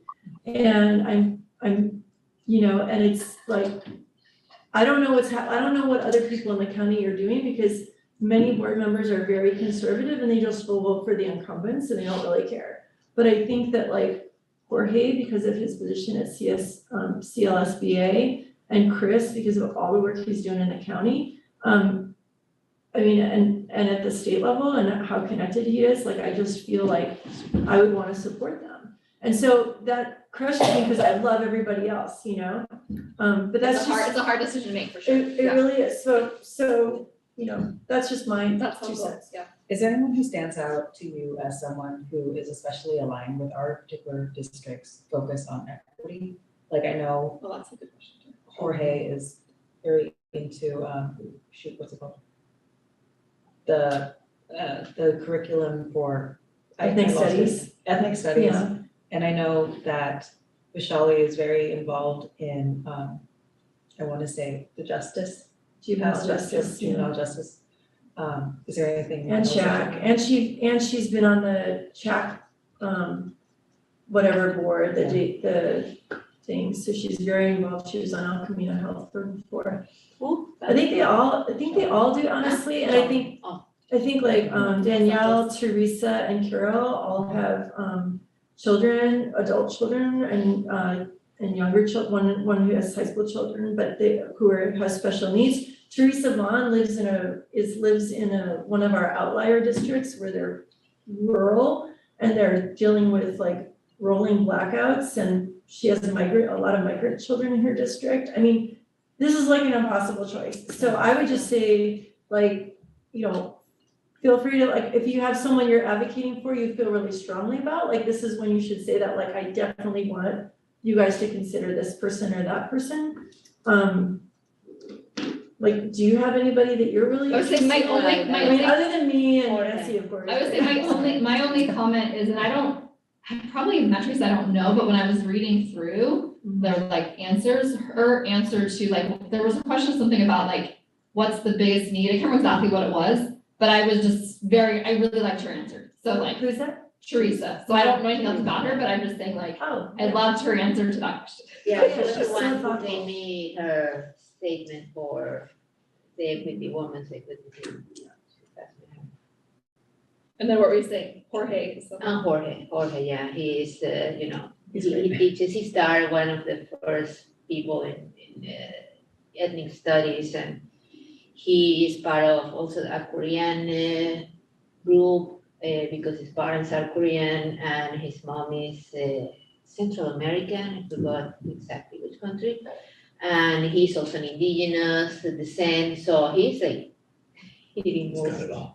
Yeah, he got it all in one. And he's LGBTQ of queer person, so, yeah, I don't know if he's not African American, that's I can say, but he did into that one, but he did the other ones. Yeah, and he's a school teacher, right? He's a middle school teacher, and he's real ambitious, and he's real, Very like, passionate. dedicated. He's very passionate to it, so. Okay, any other comments before we write our stuff? So I would say, probably someone who is not so currently active in the community. Can't understand you. Could you speak up? So Danielle Cohen.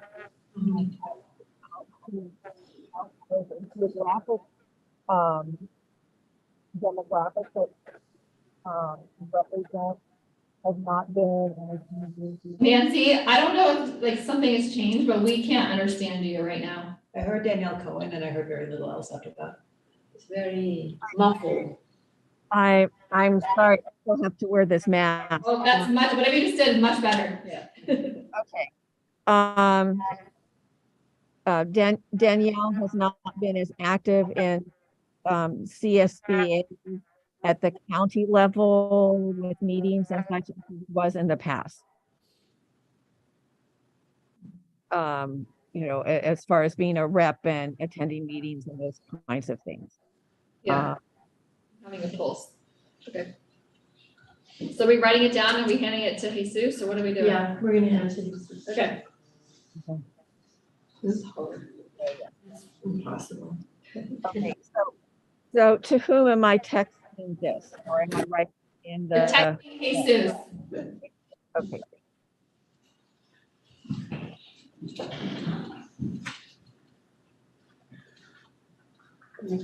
No one look how this is over here. I'll look at my hand. I won't even look at my hand. It's like, I looked at Isabel's.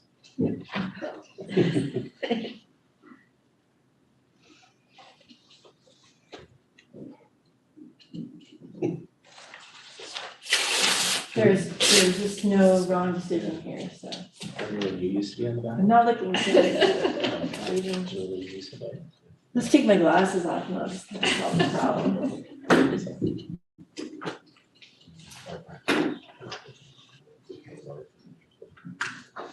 Just for that one.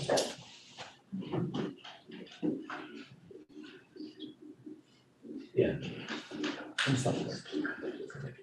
Right. So you don't get each chocolate? Stop sharing. Understood. Noted. Well, that's why I took his, to teach him a lesson. And it's really Lori's fault. I used to bring my own, and Lori now will give me, and then, yeah, there's usually two pieces and it's hidden behind me. So you need to bring it? We will. In my Next fist to Next show. time, next time, we will bring emergency. You should have been like good quality chocolate wheat was behind that. That was usually like governance, like development ones. We'll have something. I don't bring fancy ones, but I was bringing things for a while and no one was taking them, so I stopped bringing stuff. I found a chocolate just the other day and I was just like, yes. Where did this come from? It came from the newbie thing. Oh, It was a great present to myself. So, do we wait? Oh, we have to wait to find out what our slate is.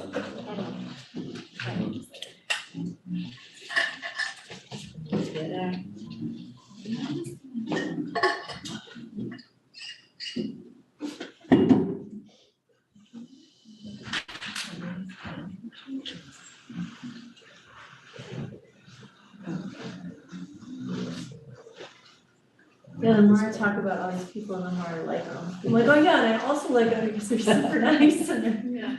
they have a great sense of humor. It is nice that like, no matter who ends up winning, or not just like, and the thing, like, they're all gonna be great. They're gonna be great. So if an opening comes up, is it like the next person in line? that- Well, then the Region 20 director gets to appoint somebody. And so then what she does is she pulls in all the delegates for feedback of like, you know, what do you know? And really the other thing is that if you It might haven't help applied, balance them out or something. if you haven't applied for delegate assembly or aren't in the process of applying or haven't expressed interest in it, they're not going to appoint you. So even if somebody from here didn't win, they would be considered for sure. And the Region 20 director Is Devin, yeah. She back from maternity leave? She just got back from maternity leave, but then she overdid it a little, so yeah, she's taking a little rest again. Oh, no. So it's not too much. Yeah. Yeah. Babies? How long ago she was? December. December. I'd forgotten. I was like, oh, yeah. Yeah. I didn't know she had a baby, but I knew she had a baby. Mhm. Jeremy, cue Jeopardy music.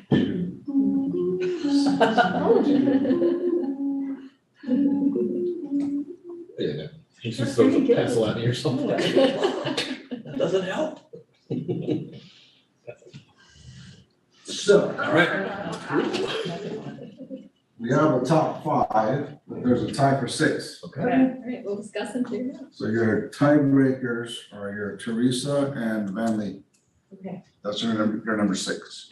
So now we just have to re-vote. So who's in the five? So the top five is Chris, Bridget, Jorge, George, and Vasali. Rashali. Okay. You said Chris, Bridget, Jorge, George. Shali, And Vasali. George, The ties are for Teresa and and Van Lith. So Teresa and Van Lee have three each. Oh, man. Decide which I one of don't those like two. this, I don't like this part. Well, there's five of you and two of them, so.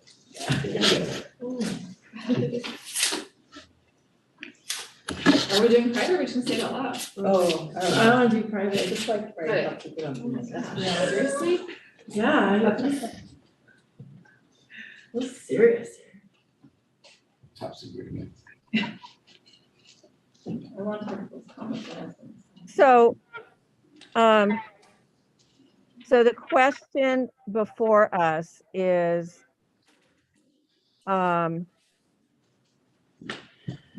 do we want to think about geography as to who represents? Wait, I think, or do I want to discuss them? No, we're ready. We're ready. They just voted Nancy. Yeah. So we're waiting for your vote on I'm Teresa or sorry. Van Lee. Okay, Because right now it's a tie. Oh my Just so you god. know. Oh, no. Oh my god. So Nancy's the tiebreaker. But now we know it's a vote versus a secret. Tiebreaker. It's gonna happen. Well, what happens after 10? Yeah, because, you know, like, After 4+ hours.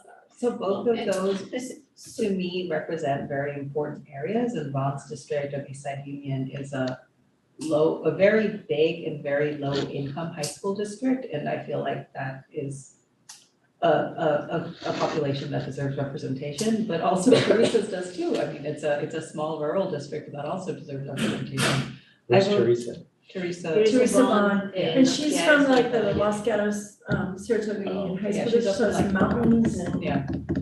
And especially what she was commenting on during the meeting about these specific challenges faced by, they're facing because of climate change. And I thought that was a unique and important insight. They have all these storms now, they have their they're rolling blackouts, they have snow they don't know how to deal with. And I thought, and that was really hard. I voted for Vaughn, but those are the things I was considering. Yeah, and you know, Vaughn is from the East Side High School District, but it's the southern part of the district, and almost all the trustees in the next cycle are all on the south side. So even though it looks like there aren't that many from the south, I mean, Jorge is from the south, and Teresa, San Jose Unified has a seat appointed, so they're guaranteed. So it's just, you know, it's tough. Okay. Who's Nancy vote for? I'm waiting. Okay. I just texted her right now. I texted you, but I'm sorry. I have low bandwidth. It's just circling. Well, you can just say it So out. I'm fine with Vaughn because she geographically represents the most students with the highest need. So your top 6 is Chris, Bridget, Jorge, George, Pasali, and Van. All right. We need a motion for that. So I move that we approve for our 6-candidate vote to be Chris, Bridget, Jorge, Vaishali, George, and Vaughn. I second. Perfect. Board, please vote, say if you want to approve, please say aye. Aye. Aye. Okay, chairs vote aye, and with that, it passed. And now we can move to consent agenda items. That's the item number 13. If any item of the consent agenda is subject to review and discussion prior to be approved by the board. If necessary, any items may be removed or separated as a separate action. The public may address the board regarding any items on the consent agenda. If there is any member of the public who wishes to speak on this item, please use the raise hand feature now. We'd like to pull item E. Okay. So not for discussion, but we'd like to just table that one. Okay, we're gonna table item E. Any comment from, okay. So please, can we have a motion to discuss and everything from the consent agenda without item E, which will be tabled for next meeting? I so move. Okay, second? I'll second. Okay, any discussion? Okay, as not for that, okay. So then we move to approve, we need to vote, sorry, we cannot approve it yet. We need to vote about these consent agenda items to approve them without item E. Please, everybody who is okay with this, say aye. Aye.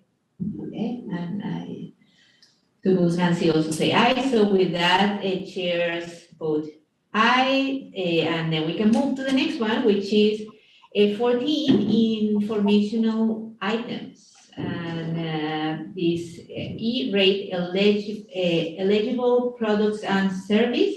The contact person for this is Mr. Yanni Shahara, our Assistant Superintendent and Human Resource and Information System. Yes, thank you. Hello? Nope. Hello. All right, excellent.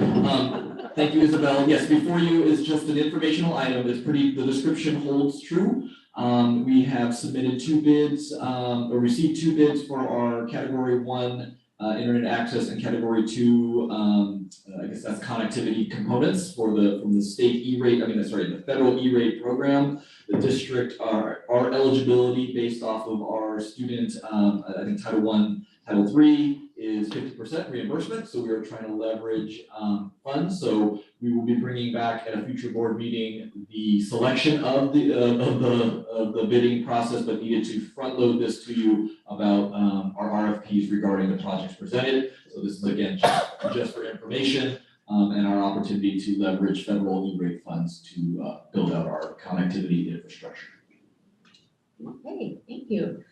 So I don't think there is any vote or motion on this one. So then with that, thank you very much. And we can move to item 15. The future meeting is gonna be on Thursday, March 23rd, 2023 at 6 p.m. And it will be a regular board meeting with a governance part in the meeting. And with that, this meeting is being adjourned at 10:20, and thank you for your hard work and staying here. Meeting adjourned. Thank you, Monica. Thank you, Fabiola. Thank you. Have a good